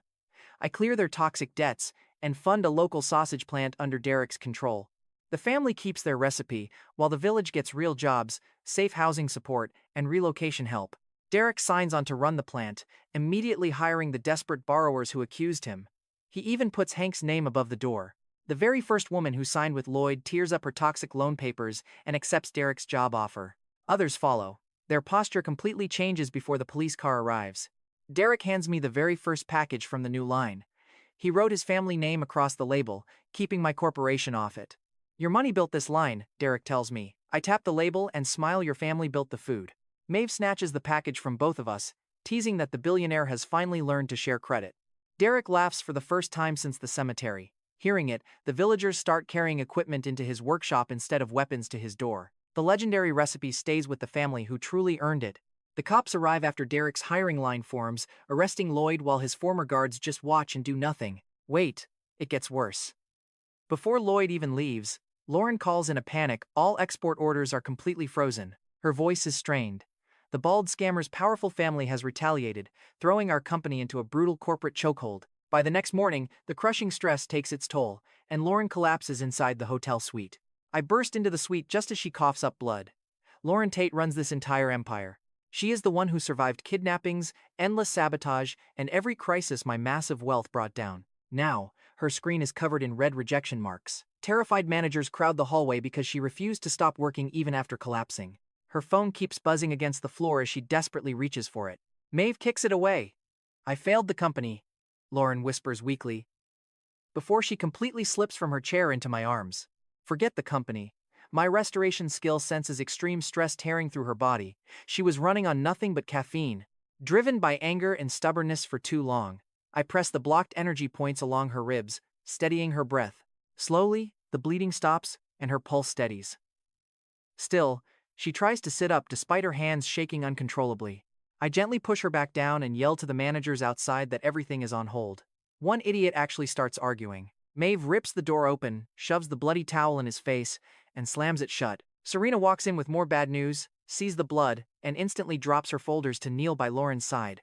You are not carrying this burden alone, Serena says. Lauren grabs her wrist. Do not let them freeze payroll. They won't, Serena promises. She stays right there, holding her hand until the shaking finally stops. But look at this pattern. Our goods cleared every private test, yet one corrupt gate blocks everything. This petty blockade started right after Lloyd lost the village. Massive factories are backed up and fully loaded trucks are stranded. Innocent workers are taking the heat, all because one greedy scammer got embarrassed in a small village. Lauren blamed herself for everything, pushing her body past its absolute limits. Serena places the village loan files right next to the blockade notices. Same timing, same private info. That local fraud has a major corporate backer. Just then, a message arrives. Maurice Craven, Lloyd's powerful uncle and the gatekeeper behind the blockade, wants to meet. This is the corrupt official who decides which businesses get to survive internationally. Hours later, Maurice summons me to demand a 70% cut. He lounges behind a grand desk, casually holding a steaming kettle. An expensive green jade teapot sits nearby, but the arrogant old man leaves me standing there. Shoving a giant rejection stamp onto the table, he taps it menacingly. Your entire company must go through me. Maurice declares he takes 70% while I get 30 and stay grateful. I ask about our struggling workers, but he just shrugs. Just fire them and hire new ones, he says coldly. I look at the massive pile of rejection stamps behind him. You nearly killed Lauren because of your nephew's failed scam. Morris just smiles. He is replaceable, but the lesson remains. I stared at the rejection stamp. He definitely hit the wrong nerve. Maurice poured tea and called the nearby jade piece a cheap copy. He bragged that collectors only trusted him, meaning things had value only when experts like him gave their approval. Then he tilted the steaming kettle right toward my hand, ordering me to sign before the tea grew cold. But as my fingers drew close, artifact resonance flared. That teapot was actually real ancient jade worth way more than the garbage he poured from. The jade was real. Can you believe this fool called his own treasure trash? Watch what I do next. Maurice seized my wrist and called his guards. I snatched his collar, dragged him across the table, and slammed the carved wood down with everything I had. The table split. Maurice dropped both items, but I snatched the jade teapot right before it hit the floor. The boiling kettle fell from his other hand and exploded right next to his shoes. He leapt back from the scalding water and stared at the jade resting in my hand. Careful, I warned him, your cheap copy almost got broken. Maurice's face went pale. I tossed 1,000 legacy dollars onto the broken table. Remember, you called it a copy. I am buying it at your own price. The moment his guards saw the cash, they stopped moving. One guard looked from the broken table to Maurice's wet shoes, then quietly held the door open. Maurice could only watch his treasure leave the room. He reached to grab the cash, but froze the second I glared at his hand. I took the teapot and walked right out. By the time I reached the elevator, Maurice was already filing to revoke my export and relic licenses. An hour later at Granite Crown Hotel, I dialed the president on speaker while Maurice's liaison waited across the room for my final answer. The liaison placed his phone next to mine, with Maurice already listening. Go ahead and try to revoke them, I muttered. I told the president I might shut down Carrion Group and cancel our regional development project entirely. The smug liaison smiled at both active phones. The president asked which plan I meant. I laid out a massive modernization proposal for a railway town that desperately needed jobs, hospitals, and infrastructure, but I kept the actual route top secret. Fortunately, the president caught on to my act much faster than expected. That would be deeply unfortunate, he replied, sounding completely serious. Send the proposal. I will review it personally, he said. The liaison snatched his phone before my call even ended. Maurice's voice leaked loudly from the speaker. Get Lloyd out of prison, he commanded. Give him the railway map and send him to that town before Carrion can finalize anything. A regional contact asked if Lloyd would actually go back after Pine Hollow. Maurice snapped. The guy needs a public win, so he will go. The liaison scurried off. I instantly dropped my worried act. The president approved our proposal and began tracking down who tried to freeze my licenses. He asked if I wanted my exports cleared right away. But I suggested waiting. We should let these greedy land buyers finish what Maurice started. The true map stayed strictly between us and the planner. Honestly, my acting was pretty terrible, but Maurice's massive ego easily fell for it. See how simple it is? Within hours, Lloyd was out with the fake map. Maurice's regional allies quickly joined the convoy. The exact same people who blocked our exports were now escorting Lloyd's little railway scheme. 2 days later, I reached the railway town before Lloyd's buyers ever did. Standing in the town hall, I offered the locals a new factory with permanent jobs, alongside funding for a clinic, a hospital, and relocation help. The town mayor and several families listened closely, and a local mechanic asked exactly how many jobs this factory would provide. A worried mother asked if the clinic could treat children before the full hospital expansion was completed. I answered them honestly, and the room began shifting in our favor. But then, Lloyd burst in holding that leaked map. That bald con artist had put on a brand new hat to run the exact same old scam. He proudly held the map high. He screamed that a railway was coming right through this land, claiming that I wanted to steal their valuable property. A suspicious resident asked if I knew about the railway. I replied that I only knew the region had an approved project. My offer is strictly about the jobs and services I promised. Lloyd laughed, yelling that I kept the route secret to steal their profits. Locals who had never met me suddenly began calling my clinic offer a dirty land grab. One angry man ripped my proposal in half. The mother from before immediately took back her question, accusing me of exploiting their fears. Lloyd paraded around the room, shaking hands and promising every single family a massive fortune once the first train rolled in. Maurice's corrupt regional official stood right behind him, silent. The mayor then told me they would only sell at railway prices. My trap needed Lloyd confident and fully committed. Fixing the map too early would only save him, so I let them reject me. Maeve would call this emotional self-harm with paperwork. And she would be right. Lloyd rushed to buy the land before sunset, with the mayor demanding $300,000 for the corridor. Maurice's regional official whispered a warning. Lloyd signed anyway. The screen confirmed the full $300,000 transfer, and the mayor handed over the deed box. Townspeople crowded around him like that paper was already pure gold. I had just one simple question. Are you really buying everything at that insane price? Lloyd slapped the contract, shouting that they would all beg him for access later. The crowd cheered, bringing out drums and horn instruments to blast some chaotic celebratory music in the streets. Next, the mayor served celebratory tea. I kept my own cup completely untouched. Lloyd posed with his $300,000 contract, grinning. Meanwhile, a government planner unrolled the official development map. And just look at this massive twist. The plan showed factories, housing, and my proposed hospital. The railway completely bypasses his land. The mechanic slumped down, utterly crushed. The mother carefully clutched my torn clinic proposal. Right then, the mayor lowered Lloyd's deed box and stopped calling him sir. Lloyd grabbed the official, yelling that he promised him the route. The man froze. Dead silence. When Lloyd desperately demanded a refund, the mayor just tapped the no refund clause. Then, that tea caught my nose. My system skills confirmed oil, spoiled meat, and the same rotten sausage from Pine Hollow. I raised the cup, accusing him of sending them garbage. Telling him his crew mixed leftovers and oil here, I pushed the cup forward. Lloyd took a sniff, gagged, but I demanded he drink it. He shook his head, but the angry victims who came to watch his next deal stepped up. They pinned his arms down while I forced the cup to his lips until he swallowed. He bent over, coughing, desperately trying to spit it out. Everyone watched him choke on the very garbage he used to sell. The fake prosperity prophet had finally become his own customer. Just then, Maurice arrived. He brought back up. Flanked by guards and holding his licensing petitions, Maurice showed up with maximum arrogance. He pointed an angry finger at me, accusing me of manipulating a national project. I simply submitted a better project.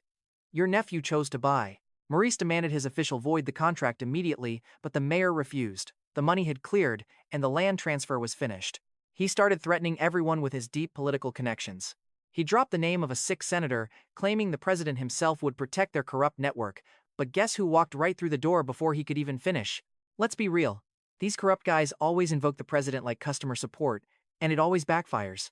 His guards stood down, and the terrified official tried to sneak away. The president blocked him, demanding to know why he promised Lloyd a route for a promotion. Maurice tried to interrupt.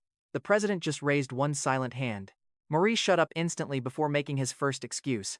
Even his official backed away to hide. The president held up the phone, showing the entire corrupt deal on screen. Maurice's licensing petition exposed their export monopoly, and Lloyd's $300,000 was completely gone. By now, his own guards refused to obey. Police arrested Maurice, Lloyd, and every single corrupt official involved. Desperate, Maurice screamed at his guards to protect him. Instead, they handed their badges to the officers and backed away. Maurice helplessly watched me walk away with his jade teapot, while his office rejection stamp was bagged as evidence. Lloyd lost his recipe, the railway, and $300,000. Not to mention his lunch and his wig. Talk about getting completely destroyed. By sunset, our company's export approvals were finally back. Lauren called from the hotel to report that our first massive cargo trucks were finally moving. Derek's factory kept hiring workers, the town accepted our upgrades, and my old wedding fund was changing lives. Now, that money could literally reshape the entire nation. After the cleanup, the president brought Senator Whitby to see me. Senator Whitby was sick for months, letting those corrupt bosses use his empty seat as a shield. The president explained the senator had intense weakness and lost all appetite. He frequently collapsed, unable to stand. I watched Senator Whitby try to walk across the room. His right foot dragged heavily, his hands shook when grabbing a chair, and he gasped desperately for air. My system healing skill could easily cure this, but recovery required strict discipline. His body was so utterly destroyed that a single quick treatment would only lead to a complete relapse. I warned the president he absolutely needed a strict diet first. Strict movement rules, a brutal routine, and absolutely no negotiations. Senator Whitby had to accept every single condition before making his plea. Slowly sinking into the chair, the senator practically begged. Mr. Carrion, cure me. I'll follow your routine, your diet, every single rule. He still had vital work for his country. But before I could answer, a short-haired woman barged in. She stepped right between us, grabbing her grandfather's shoulder. Senator Whitby quickly introduced her as his protective granddaughter, Tori Whitby. Tori judged my youth, then eyed my jade teapot. Seeing her grandfather submit to a complete stranger, her grip tightens. You are nothing but a scammer.